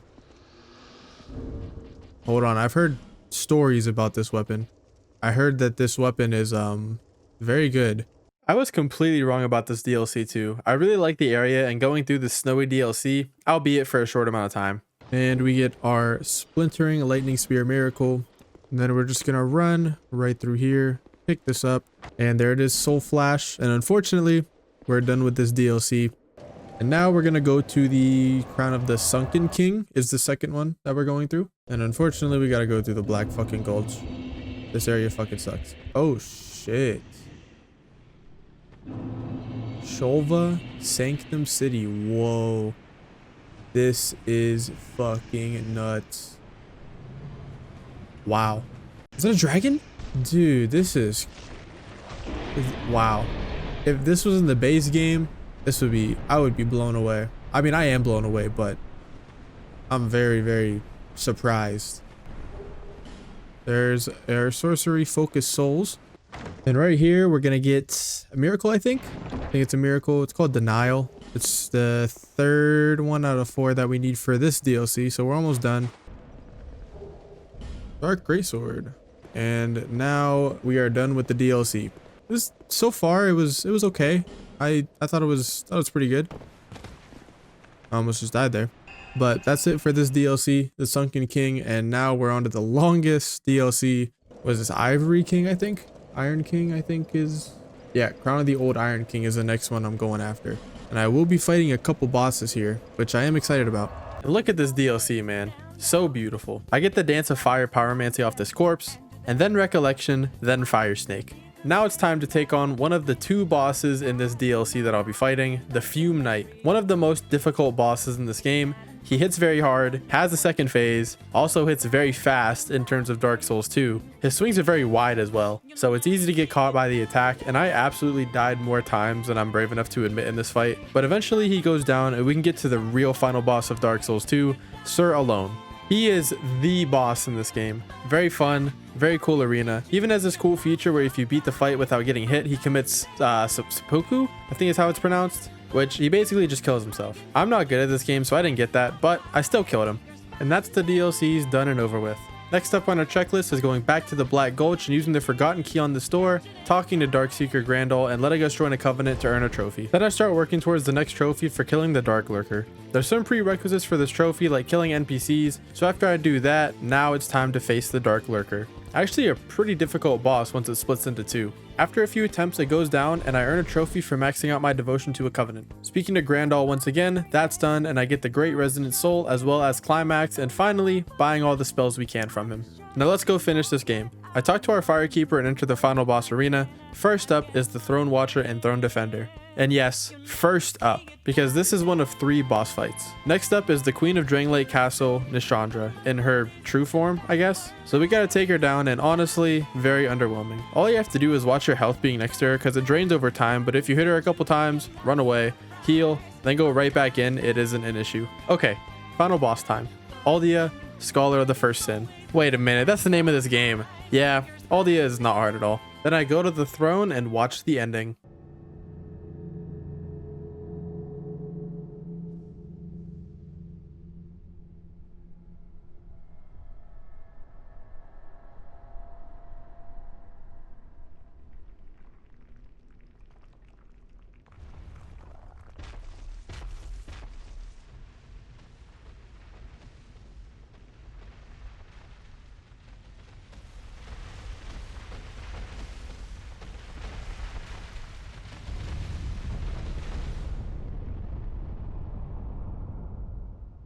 You who link the fire. You who bear the curse. Once the fire is linked, souls will flourish anew, and all of this will play out again. It is your choice to embrace or renounce this.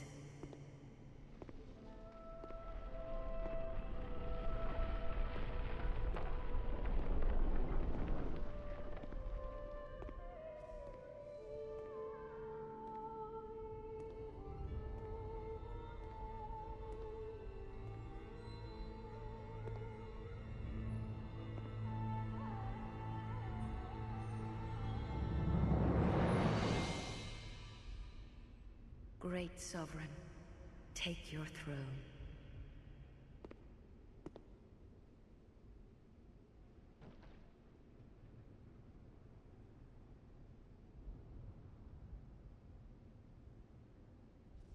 What lies ahead, only you can see.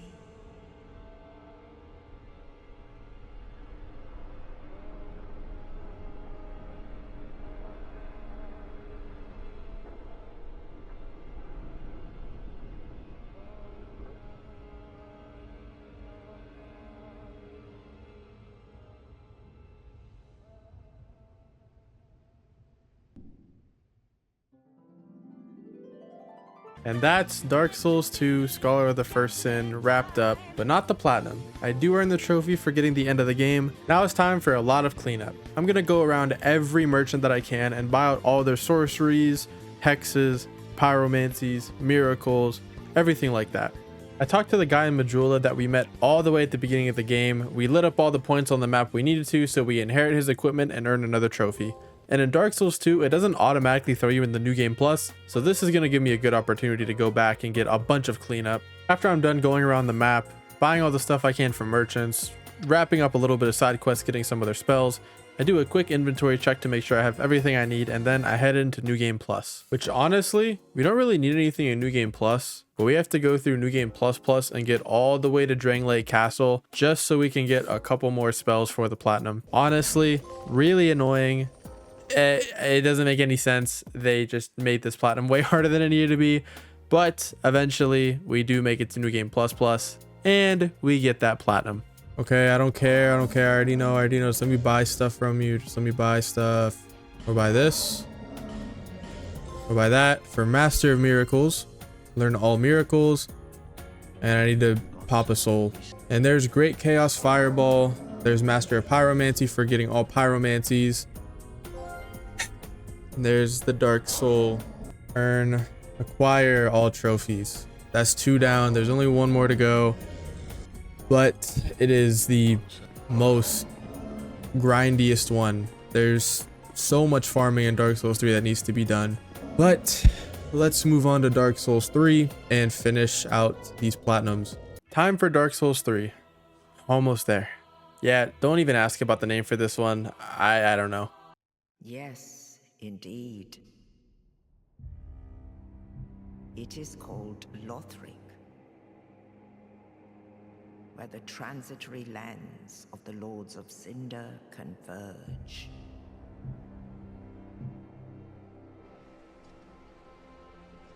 In venturing north, the pilgrims discover the truth of the old words. The fire fades, and the lords go without thrones.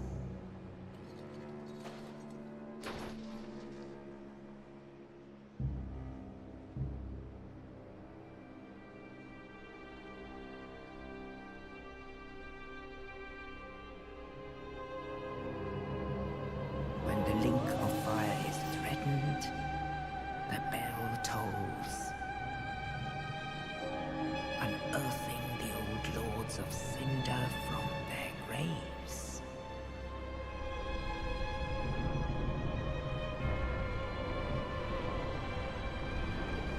Aldrich, saint of the deep,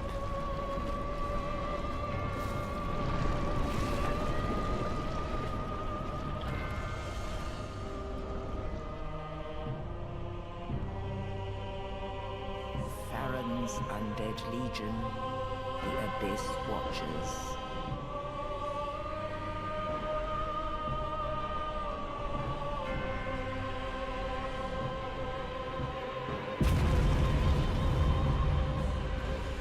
And the reclusive lord of the profaned capital.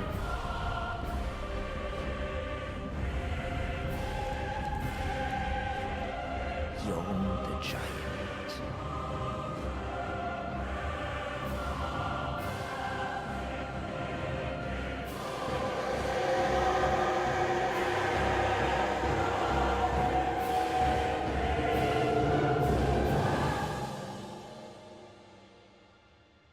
Only in truth, the lords will abandon their thrones.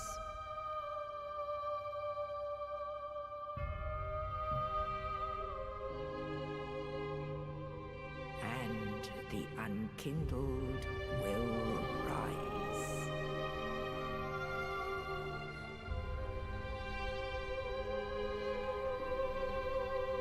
Nameless, accursed undead, unfit even to be cinder. And so it is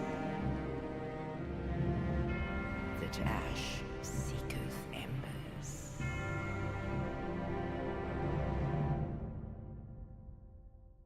Dark Souls 3 was the most challenging platinum for me personally, just because of all the farming and grinding that was needed for this platinum, which, oh trust me, you're gonna hear about it. It also has a trophy for acquiring every single ring in the game, which means I will have to play this game all the way through almost 3 times. The real challenge is going to be keeping this video under 2 hours at this point.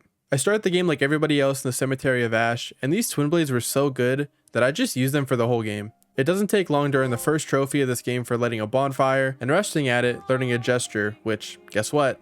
We need all of. And just like Dark Souls 1 and 2, I will need the trophies for getting all the pyromancies, miracles, and sorceries. Then we have our first boss fight, Ayud X Gundyr. A cool first fight with a second phase, which is really uncommon for first bosses in these kind of games. Once he goes down, I earn a trophy for defeating him and then restore my Ember, which is the humanity for this game, and earn another trophy. Then we come to Firelink Shrine, which you should know where this is by now. I talk to our Firekeeper and get acclimated with the area by speaking with the NPCs. This NPC specifically is the one I'll be coming to exchange boss souls, and one of the NPCs is a familiar face from Dark Souls 1.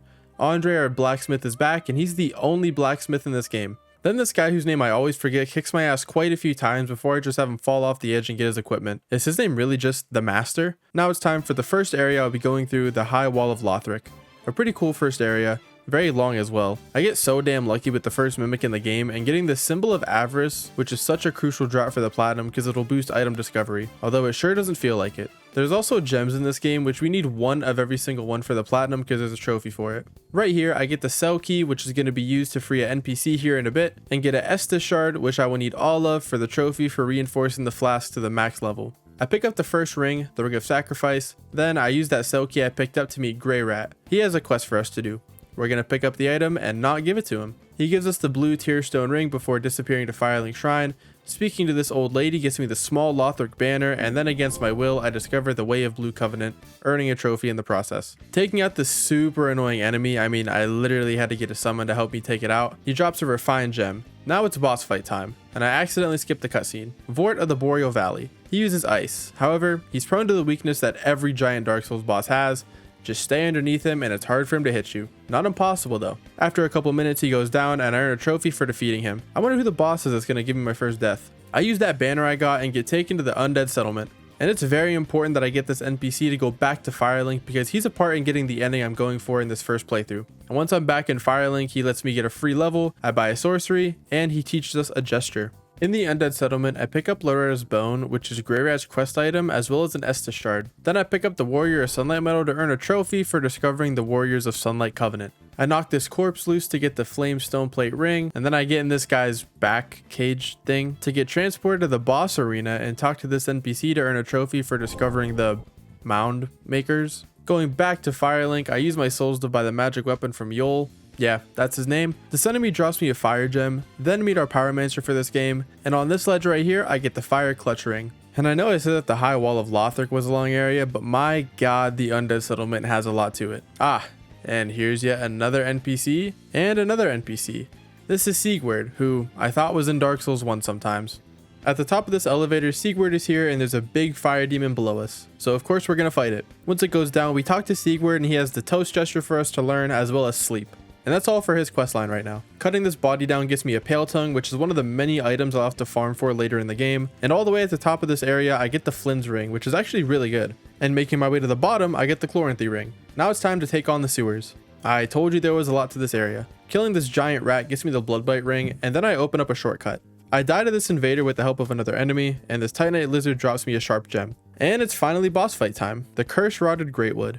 He has these egg sacs on him that you have to hit to destroy, and that's how he takes damage. And eventually he breaks the arena, and it takes us to the place we discovered the Mound Makers. After breaking enough eggs on him, he dies and we earn a trophy. But we're still not done here. I use this key and take out some skeletons, and outside I take out this Titanite lizard to get a heavy gem. Further progressing, I meet this maiden, who's going to be useful to us, so I send her back to Firelink.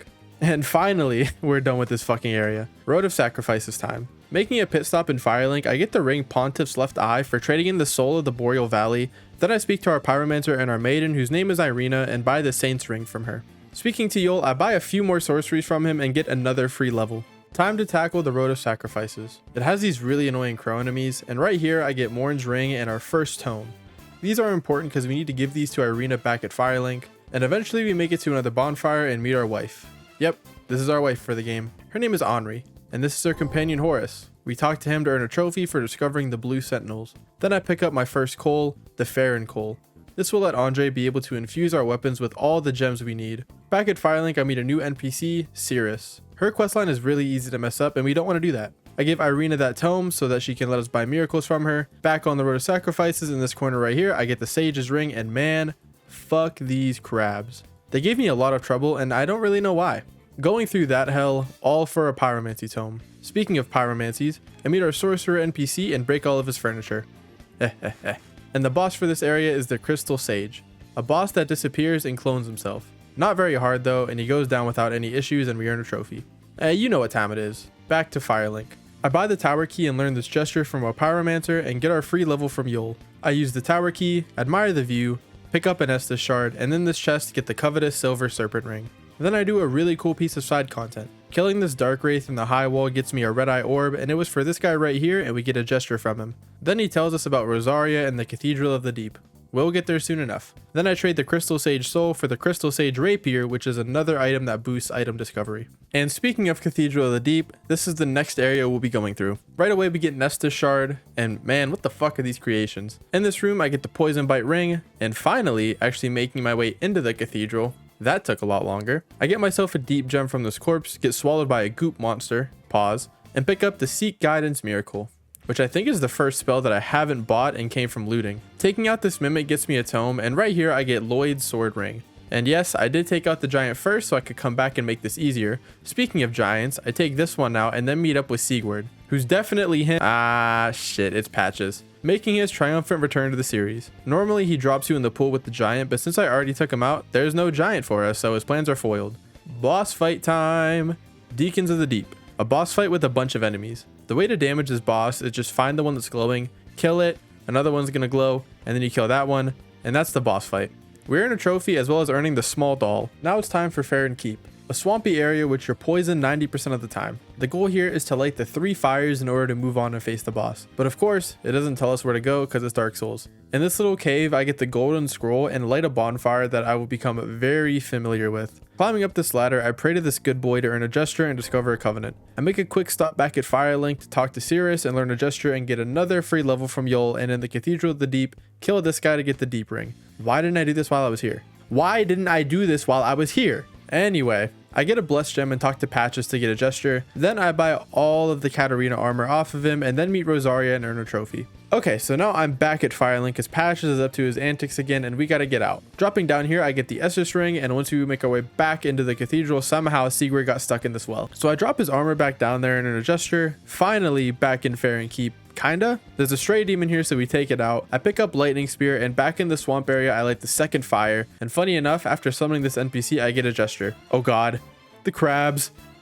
The crabs are back. This one drops me the Lingering Dragon Crest Ring. God, there's a lot of rings I have to get. And honestly, this is the last item that I'll be showing in terms of buying stuff from our sorcerers, because I mean, you know that I get all of them anyway, and it's my video. I'll include what I want. And instantly I contradict myself, because right here I get the Poison Gem. Lighting that third fire and picking up an Estus Shard, we make our way back to Firelink where Yol is now dead. Basically, whenever we gained a free level from him, it was draining his life, and once you do it 5 times, he dies. He's replaced with this NPC, which is what we want, because this is going to help us get our ending for the first playthrough. With the 3 fires lit, we can now make our way towards the boss of this area. I pick up Great Magic Weapon as well as Atonement, and a Hollow with that. It's now time to fight the boss of this area, the Abyss Watchers. A really iconic boss in Dark Souls 3 that really kicked my ass. Bro, I can't do it. I can't move. I couldn't move. Come on, man. I couldn't fucking move right there. Oh, shit. Oh, what? I was just getting up. What the fuck? Come on. What the fuck? I didn't even get a hit off on him. Oh, wow. That's sad.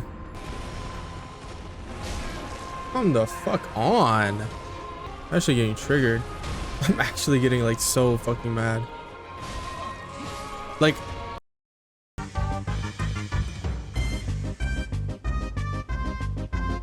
yeah, get out of here, man. Oh wow, that was a lot more annoying than I thought it would be. There's the trophy, Lord of Cinder, Abyss Watchers. Defeat the Abyss Watchers, Lords of Cinder. I'm gonna get Havel's Ring for the soul of a stray demon, and then I'm gonna get the Deep Soul for Deacons of the Deep. All right, now we're going to the next area, which is Catacombs of Karthus. If I remember right. Yeah, the Catacombs of Karthus. Whoa. Now that wasn't very cash money. Henry. No. Oh my god, bro. What the fuck? Oh my god, that's so annoying. And I'm all the way back here. What the fuck? How does that even hit me? I don't understand how that even hits me. Yeah, nice, bro. Nice. And I'm dead again. Oh my fucking god, bro. Just so fucking stupid, dude. Oh my god, bro. There's no fucking way. He's literally one shot. He's literally fucking one shot, bro. Bro. Nah, this game's gonna make me lose my fucking mind. This is an awful game right here, man. What the fuck are you even here for, man? Yeah, I was not having a good time. And Catacombs of Karthus was not a good time for me either. I do get a gesture and a ring from this NPC invader, and the bone wheel enemies are back, which gave me PTSD from Dark Souls 1. Karthus blood ring. Dude, these guys are so fucking stupid. Bro, get the fuck off my dick. Horus. Right, Horus? Oh no, it's Henri. What am I doing? I chop this bridge and it acts as a ladder so we take it down. I get the witch's ring and dip my toes in the smoldering lake. The only reason I'm here right now is to take out Horus, which was Irina's companion, but he must have not liked how bad she wanted me. All right, let's take on the boss for this area, High Lord Wolnir. He's a really big skeleton. That's all he really is. What the fuck? How am I gonna die? Whoa, what's happening? What? Okay. Yeah, I was dying to Wolnir. A pretty easy boss in my opinion. Second run though, he goes down, and at this point, I took a very long break from Dark Souls. I mean like months away from the game. Many months later. I forgot to hit the record button, but I have the Flash Sweat Pyromancy now, so that's good. And now we're gonna go to the Smoldering Lake. I'm gonna take on this area. I'm not really excited. I don't like this area. The boss is cool, but other than that, I don't really like it. I did come here to kill I forget what his name. Horus? No, I don't know. I don't remember what his fucking name was. The guy with the girl that I don't remember her name because I haven't played this game in so long. But I don't even remember what I was doing. All right, there we go. It's finally dead. We got lightning stake and undead bone shard. Fuck. I hate this area so much because of this fucking ballista. So annoying. All right, we gotta break this wall, I think. All right. We get the speckled stone plate ring. Need that for the trophy, obviously. Making my way through the smoldering lake, I get a chaos gem and the toxic mist spell after doing this unaliving run. Then another one gets me the sacred flame pyromancy. Are you fucking kidding me? Oh my god, dude, this game is so shit. And the ballista is up here that was shooting us earlier. After turning off the ballista, I go to fight the boss of this area, the old demon king. This was rough. I died a lot again and I really shouldn't have. Probably just rust of not playing for a few months, but still. I just had to lock in real quick, bro. Like, not even a hard boss. There's our trophy, Old Demon King. Defeat Old Demon King. Go back to Firelink because we need his soul for a pyromancy. We're gonna get Chaos Bed Vestiges? Vestiges? I don't know how you say that. And then we're gonna get the Black Serpent for Lord Wolnir. All right, now we're gonna move on with the story, I guess. Go to probably my favorite area in the game. I love this next area so much. I just think it's one of the best like the most beautiful places in this game, probably. Trying to think if there's any, maybe like what's the whatever the area with Nameless King. I like that area a lot, but like look at this. Irithyll of the Boreal Valley. Come on, man. Like, nah, this is crazy. Right away in the Boreal Valley, I'm greeted by this good boy. I take him out and get Pontiff's right eye, and then I die to the Pontiff Knights. Lighting this bonfire, I talk to Henri, and after, should I tell her? She gives us the Ring of the Evil Eye as well as a gesture. And then I pick up a proof of a Concord kept. Oh, I'm getting flashbacks. I pick up a blood gem, and Miyazaki, I just want to have a conversation with you, man. What the fuck are these things? I get the Great Heal Miracle off this corpse and then light a bonfire for an area I'll be coming back to a little bit later. Yeah, I don't know where that footage went, so just ignore that part. But I did light the bonfire, so. Then I take out a whole bunch of, I still don't know what these things are. And Sigurd is here. He gives us the Emit Force spell and gives us context on where to go next and what major boss is coming up. And in this chest I get the Leo ring. Rolling off this ledge gets me the Ring of the Sun Firstborn as well as a lightning gem. Right here I get the magic clutch ring. Time to wrap up this area. I summon this NPC to learn a gesture and then take on the boss Pontiff Sullivan. He didn't really give me any trouble this time around. I died once, but the second try he goes down without any issues. We're in a trophy for defeating him, and back at Firelink I talk to Yuria, and honestly, don't ask me shit about the story of this game and what's going on because I don't fucking remember. That area that I was talking about earlier that we were coming back to is the Irithyll dungeon. I don't like this area, mainly because of the bullshit jump scares it has, like this one.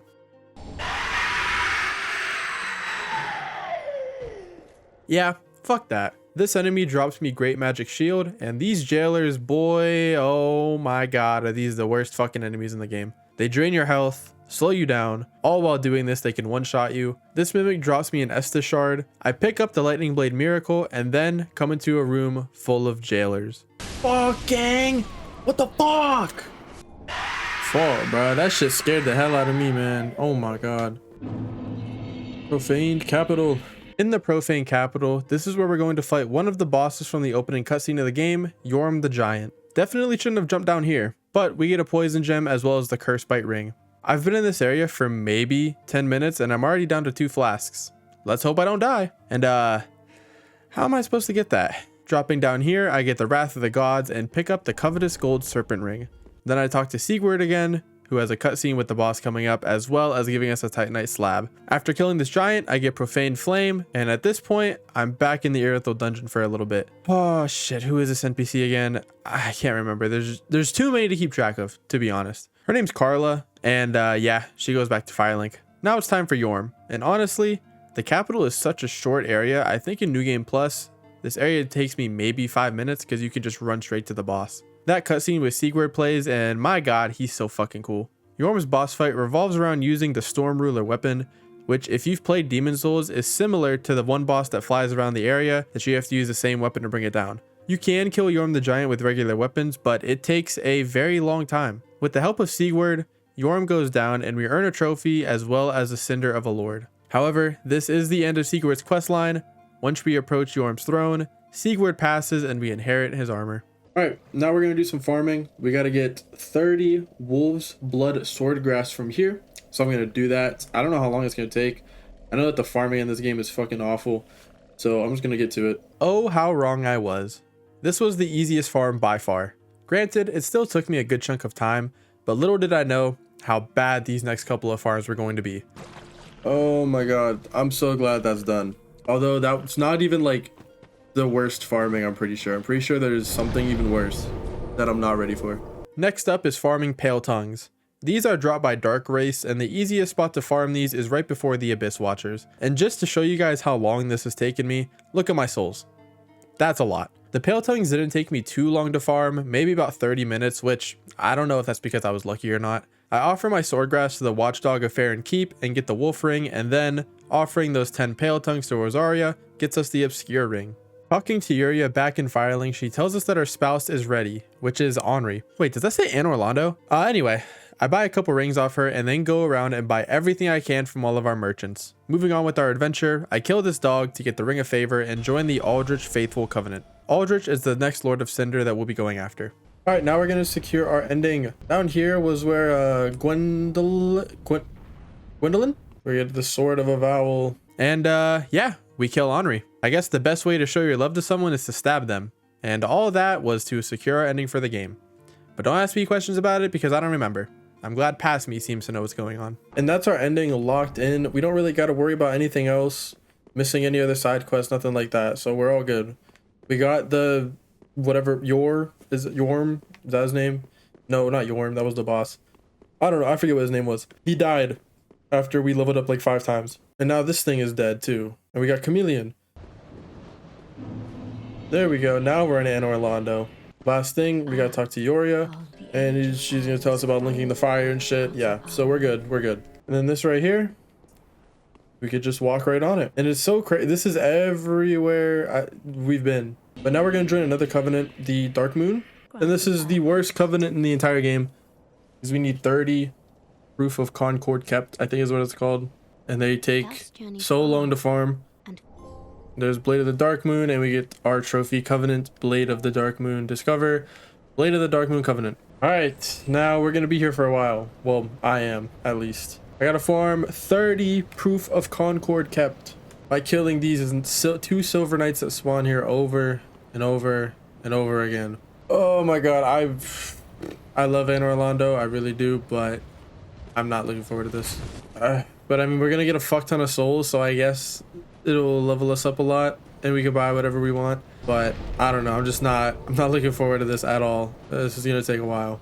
Oh, time for Proof of a Concord Kept farming. I decided to do all of this at one time, and I want to say this took around 8 to 10 hours of just running up and down these steps, killing these 2 knights over and over again. As you can see, there was a lot of drops, and look at my souls. Over 2 million souls. Even with the Crystal Sage Rapier, the symbol of avarice, and rusted coins, this farm was miserable. But what if I told you there was one even worse? Yes! Oh my god, there's 2 in 1 run! Holy shit! How many is that now? 25! I need 5 more and I'm fucking done. Oh my god. Yes! Oh my god! Like 2 runs after. Holy shit, we're done. Oh my god. Oh, I'm so happy to be done with that bullshit. Yeah, I literally don't know what else to spend my souls on, so I'm just gonna get 30 vigor and 40 endurance. I already have 40 dex. I don't really know what else I could put. Maybe some like intelligence, faith, stuff like that.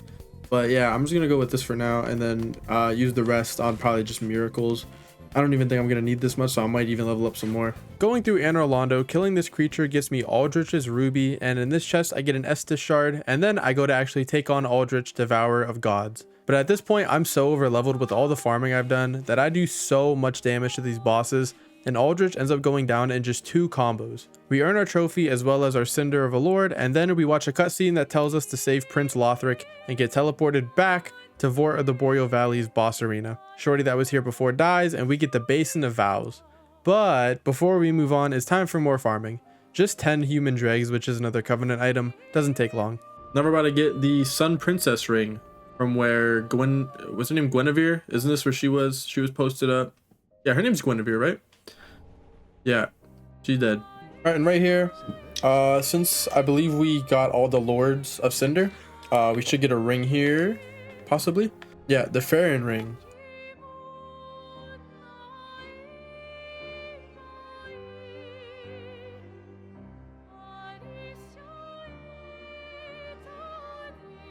I feel like I'm way too over leveled. I just have so much health. But we got a trophy, Dancer of the Boreal Valley, defeat Dancer of the Boreal Valley. But yeah, I just feel so, I mean, I know I'm over leveled. I think I'm level like 120 or something. Yeah, 129. But I mean, I farmed over 3 million souls trying to get shit. So I mean, I didn't really know what else to do with it. Now we can place the basin on here to actually go to Lothric Castle. But we're going to the King's Garden first because we got to fight another boss. Yep, the Consumed King's Garden. And look at that. Not looking forward to fighting those. All right, now we're going to get the Dragon Stone Ring. Is that what this is called? Dragon Scale Ring. And there's the Magic Stone Plate Ring. All right, we're about to fight another boss. Osiris? I think is that how you say his name? I think it's just Osiris. All right, here we go. Osiris, the Consumed King. Okay. Don't know how that didn't hit you. There we go. He's done. I really like this flurry build where I just rush in and just hit a lot. And there's our trophy, Osiris, the Consumed King. That's what I'm going to call him. I don't know if that's actually how you pronounce it. We're just going to move on. No point in leveling up. Path of the Dragon Gesture. Going to be using that to go to another area. And if we destroy the wall back here, we get to go to the unattended graves, or untended graves. We get a trophy here for discovering it. And this is the beginning of the game. And right here we get the Ashen Estus ring. But yeah, this is literally just the start of the game, but a lot darker. Alright. I hate dogs in this fucking game so much. Alright, time to take on Gundyr again.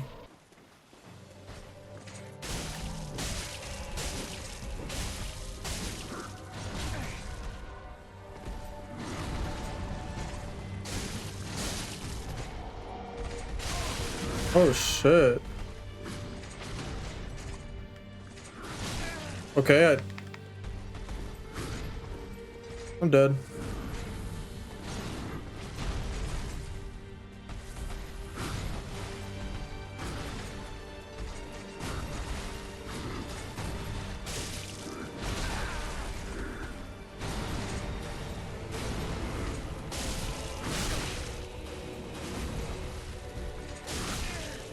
Oh.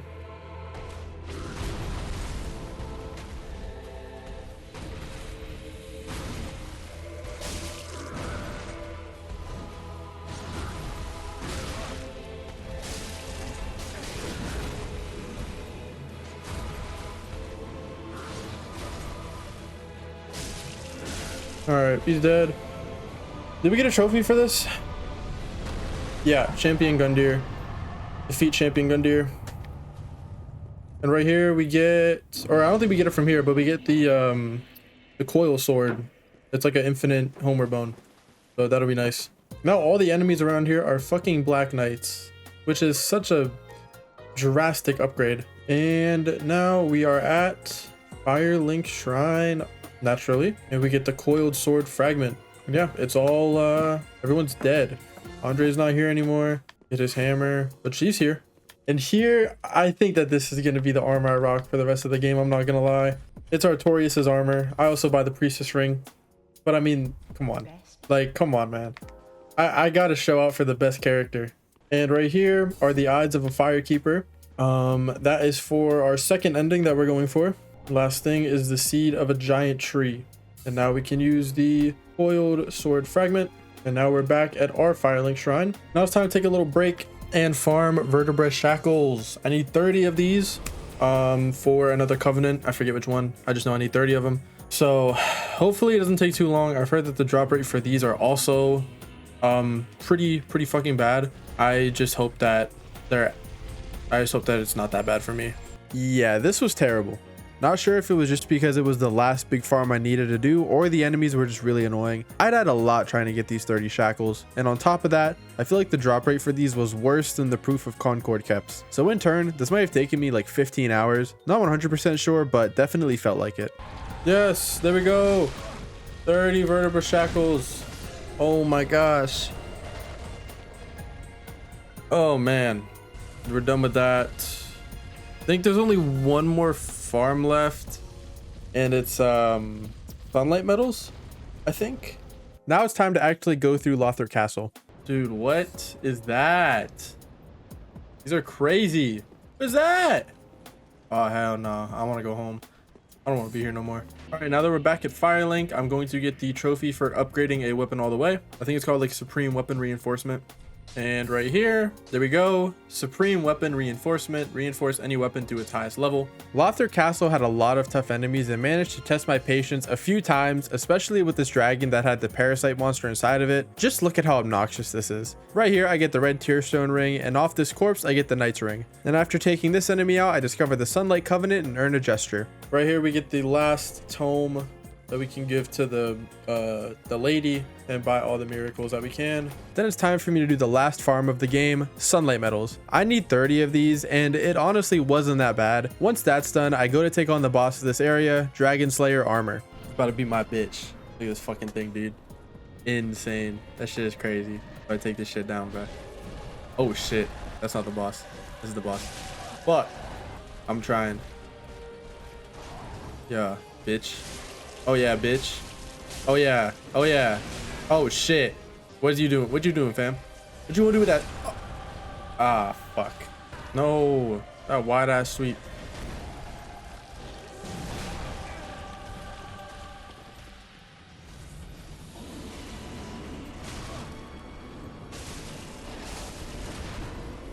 Come on.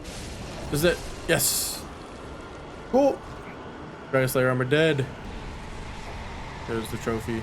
Dude, my health bar is fucking massive. Holy shit. Now that we're back in Firelink, I buy all the sorceries and other spells from this guy for progress towards the trophy, and then talk to him again for 2 rings and a gesture. And the next area we'll be going to is the Grand Archives. Nothing much to say about this area. Really easy to get lost, and you get to dip your head in wax, so that's cool. Some things to note in this area: I got the Power Within Pyromancy, the Scholar Ring, Soul Stream, the Fleshbite Ring after getting through these very annoying arms that try to grab you out of the walls. And on this roof, I get the last Estus shard that I need and the Hunter's Ring. All right, back at Firelink, we're about to get the trophy for fully upgrading the Estus because I did get the last Estus shard. Gonna come over to Andre, reinforce Estus Flask. And there it is, Ultimate Estus. Reinforce the Estus Flask to the highest level. Now I'm gonna burn the last Undead Bone Shard and get Ultimate Bonfire as well. Reinforce a Bonfire to the highest level. 2 pretty easy trophies right there. Okay, this is kind of rude of you, man. I'm not gonna lie. I am trying to aura farm right now and you're fucking it up. That's crazy. Get away from me.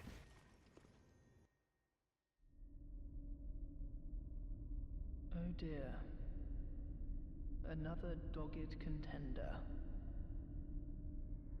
Welcome, unkindled one, purloiner of cinders. Mind you, the mantle of Lord interests me none. The fire-linking curse, the legacy of lords, let it all fade into nothing. You've done quite enough. Now have your rest.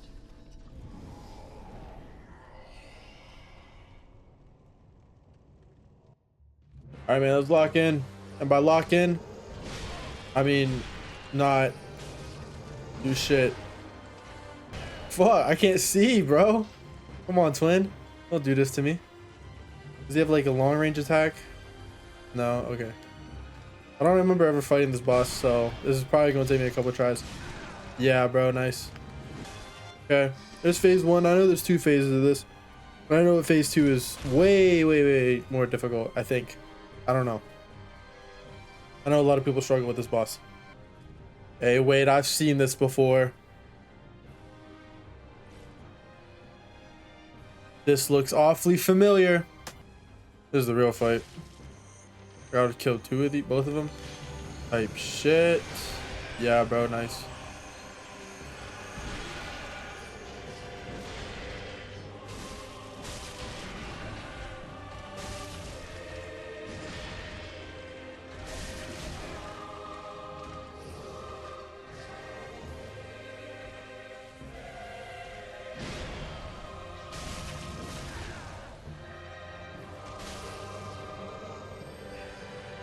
Oh shit, I'm panic rolling. We're good. We got money. Yeah, kill this bitch. I ain't gonna lie, yeah. You just going down without any issues, I ain't gonna lie.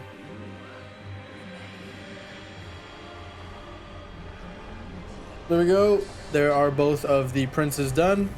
There's Lord of Cinder, Lothric, Younger Prince. Defeat Lothric, Younger Prince, Lord of Cinder. We get the Cinders of a Lord and Soul of the Twin Princes. And that's all 4 of them done. That means we can beat the game, right? Right? We can beat the game, right? All right, before we beat the game, we're going to get White Dragon Breath. We're going to get Soothing Sunlight, and we're going to get Life Hunt Scythe, which seems really cool. I would definitely use this if I was running like a mage build. That seems pretty cool. And also, we're going to get Prisoner's Ring. Get that. All right, now we can finally go beat the game. All we got to do is just place the Lord Souls, and we could fight the Soul of Cinder. Wait. It's not letting me offer. It's not letting me offer this. Oh, fuck. Archdragon Peak. And there's our trophy, Archdragon Peak. Man, I fucking hate this area so much. I just hate the bosses. Or I just hate the enemies, not the bosses. I just hate these noodle neck bitches. Oh my god, they got big as fuck. Pause. I didn't even see this. Ancient Dragon Shield. Lightning Clutch Ring. Perfect. I remember when I fought this boss for the first time, I thought that I was actually supposed to kill it, like just hitting it and not having to run around the whole area. I was doing like 10 damage and I was like, what the fuck? Why am I not killing this thing? Okay. Oh my god, look at him. Oh my god. And kaboom. Ooh. Oh, I missed. No. What do you mean? What do you mean I missed? Oh my god. Tell me I lose to the gimmick fight? That's how I die? Not having fun at all. Oh my god. What the fuck? Thank you. That's what should have happened the first time. I don't know what the fuck happened. I'm really bad at this video game. There's a trophy, Ancient Wyvern. Defeat Ancient Wyvern. Now we're actually in Archdragon Peak, like the main area. All right, around here, we're gonna get the Ring of Steel Protection. Yes. Was that fucking Havel? Oh, hell nah.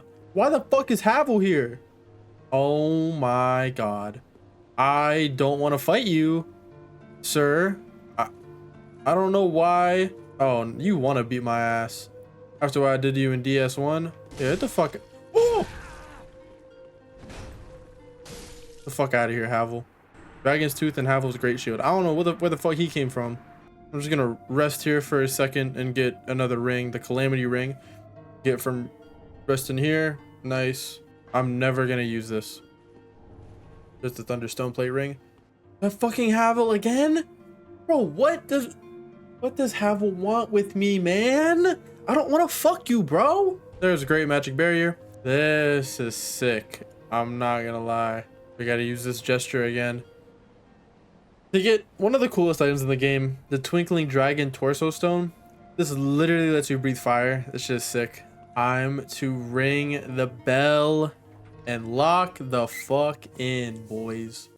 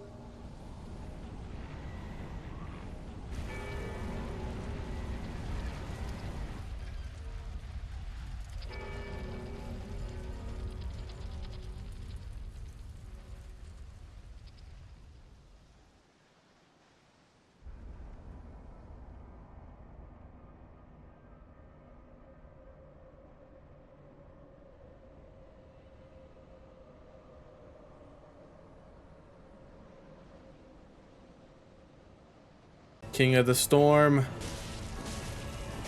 I can't even see this motherfucker. Okay. There's phase 1.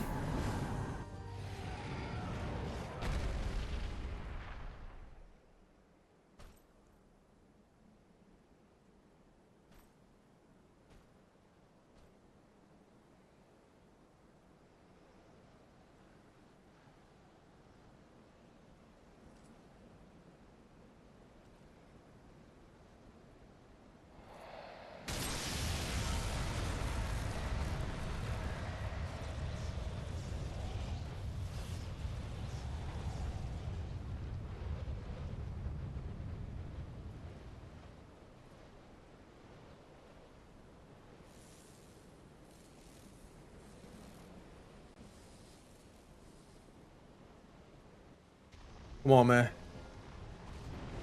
What the fuck? What the fuck? What the fuck? What the fuck? What the fuck?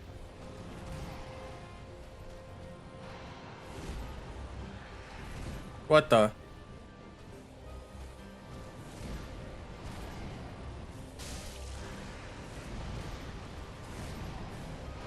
Oh no, he's cracked.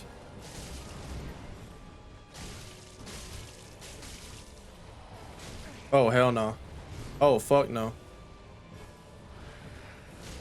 Oh my god.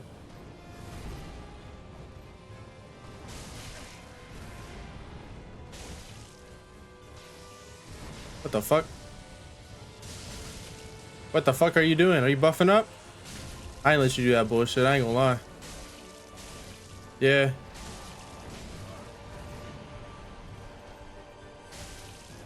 Yeah, you my bitch gang. I ain't gonna lie.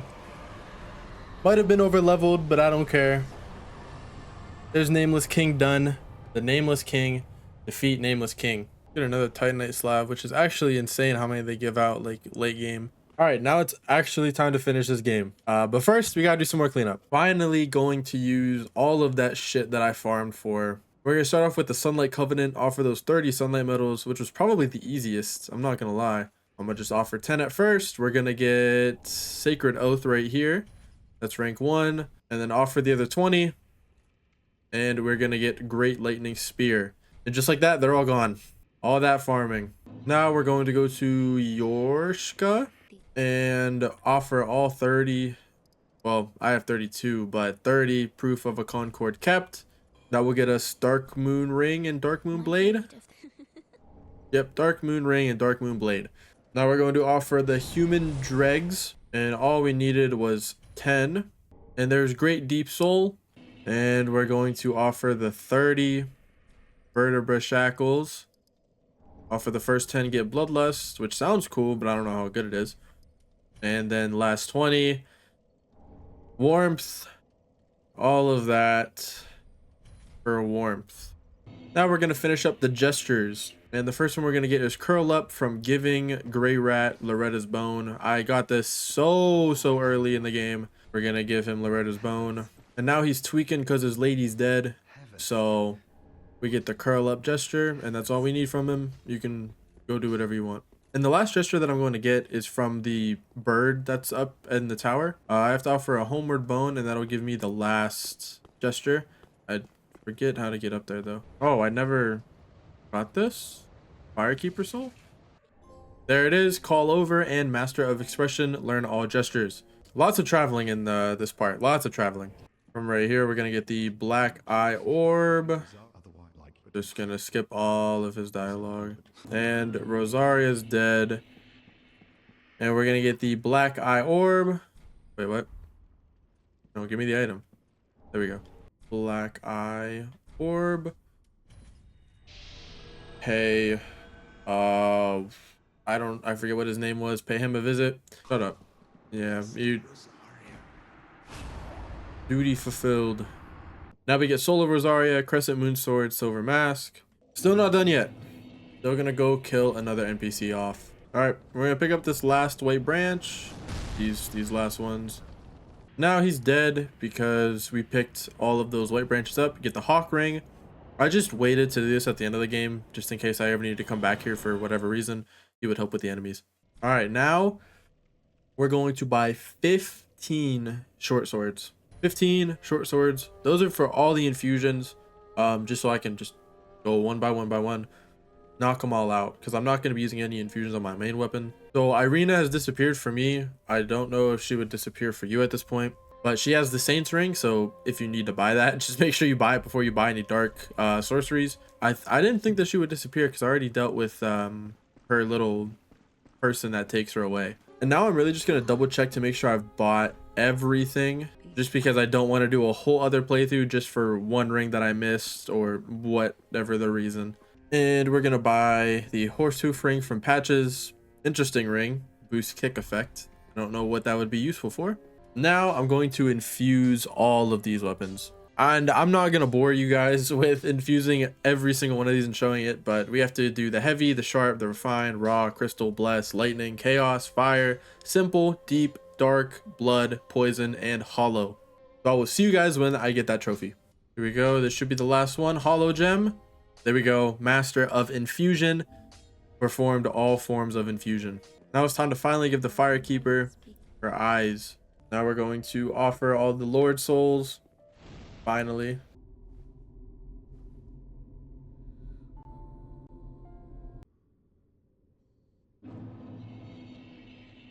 Now we're at the Kiln of the First Flame. So sick, dude. So fucking cool. Like, this is so crazy. There he is. Here we go. Soul of Cinder.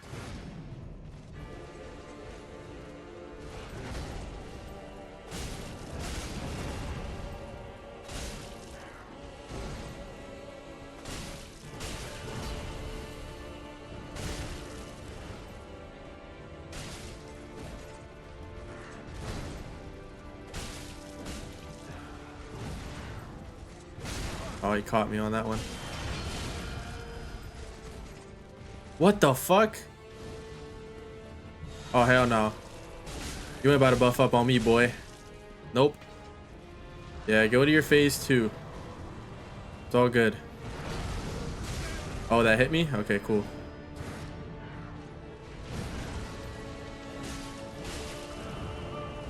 Oh, the plin plin plong. I don't even care that I'm getting hit right now. That's so tough.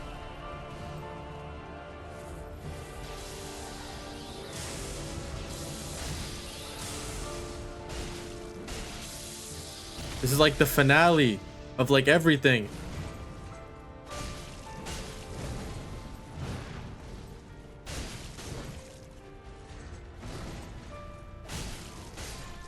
The Soul of Cinder is defeated for the first time because we have to do New Game Plus. Lord of Cinder fallen.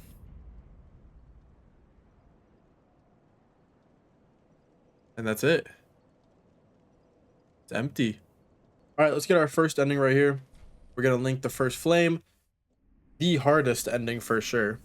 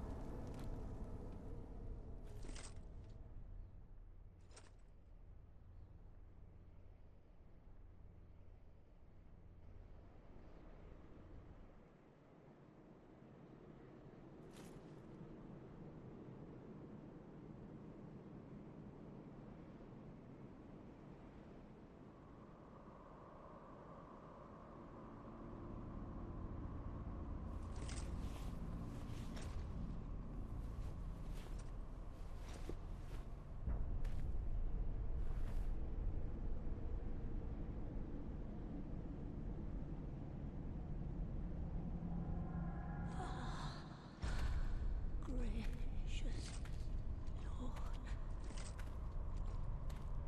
make London whole.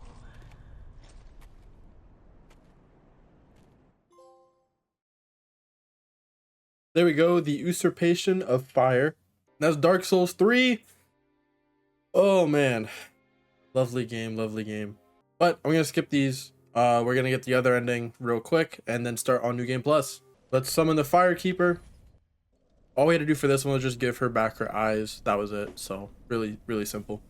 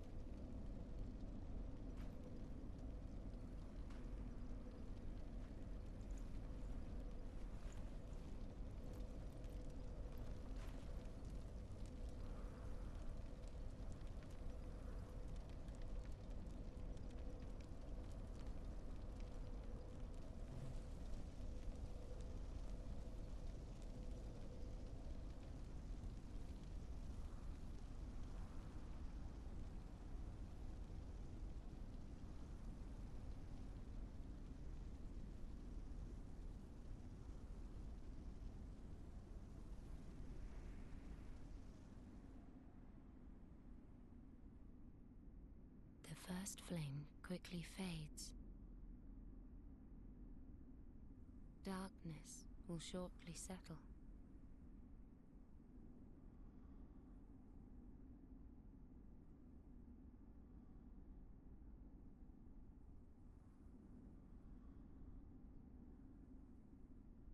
But one day, tiny flames will dance across the darkness.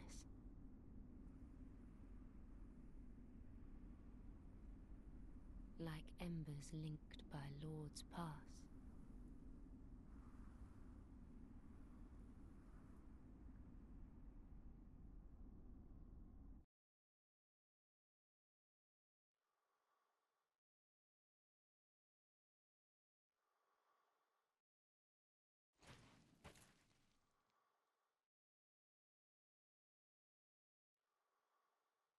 Ashen One, hearest thou my voice still? And there it is. The end of Fire. Reach the end of Fire ending. That's 2 out of the 3 endings for the entire game. So I will have to go through back on New Game Plus, beat that all the way through, get that final ending. And then we also have to go through a little bit of New Game Plus to get, I think it's a ring or a couple rings. So that'll be annoying to go all the way through that, but it's whatever.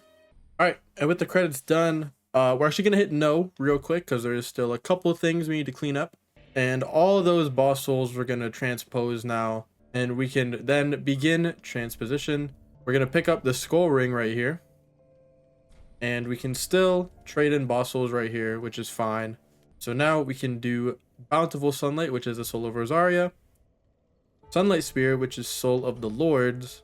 And Lightning Storm, which is soul of the Nameless King. And we get Master of Miracles. Acquire all miracles. So I just did an inventory check to make sure I had everything squared away before going into playthrough 2. And I'm actually missing the Hornet Ring, so I have to go back to Untended Graves and grab that real quick. Here we go. There's the Hornet Ring. I can't believe I missed that, but now we have it. We're all set for playthrough 2. So let's go ahead and start that. In New Game Plus and New Game Plus Plus, the only thing we're here for is rings and of course some more boss souls. Because in this game, the +1 and +2 versions of the rings count towards the trophy. As you can see, I already got the speckled stoneplate ring and the fleshbite ring +1, but I also get the life ring +1, the poison bite ring +1, lingering dragon crest ring +1, ring of evil eye +1, and so much more that honestly would take up so much time with me even just showing them, but believe me, I got them. I also get the trophy for all sorceries and pyromancies, and with those 2 trophies knocked out, all I need is 1 more ending and the trophy for all rings. Once New Game Plus is complete and I earn the trophy for getting that 3rd ending, it's right into New Game Plus Plus to make a beeline for Archdragon Peak and get the final ring we need, which is locked behind the Nameless King boss fight. Oh my god, bro. I'm dodging too fucking early, bro. I'm dodging too fucking early.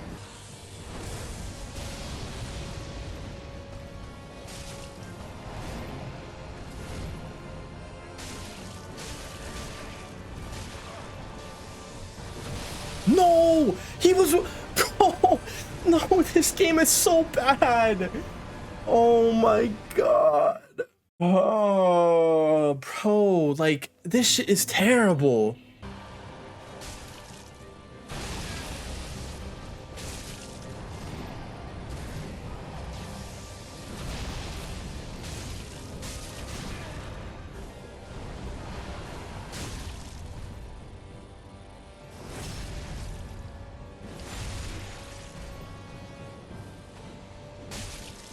Fuck you. Literally, fuck you. I hate you so much, bitch. Where's this last fucking ring, dude? Like, oh my god. Master of Rings.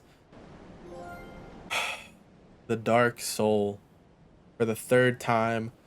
Acquire all trophies. Oh my god, we're done. I have successfully fulfilled Artorias' legacy. Lots of grinding, lots of hours, lots of bullshit, but we did it. And by we, I mean me. Did all 3 Dark Souls games in one video. I don't even know how long this video is going to be. It's probably going to be the longest video on my channel. But yeah, I'm very happy to get this done with.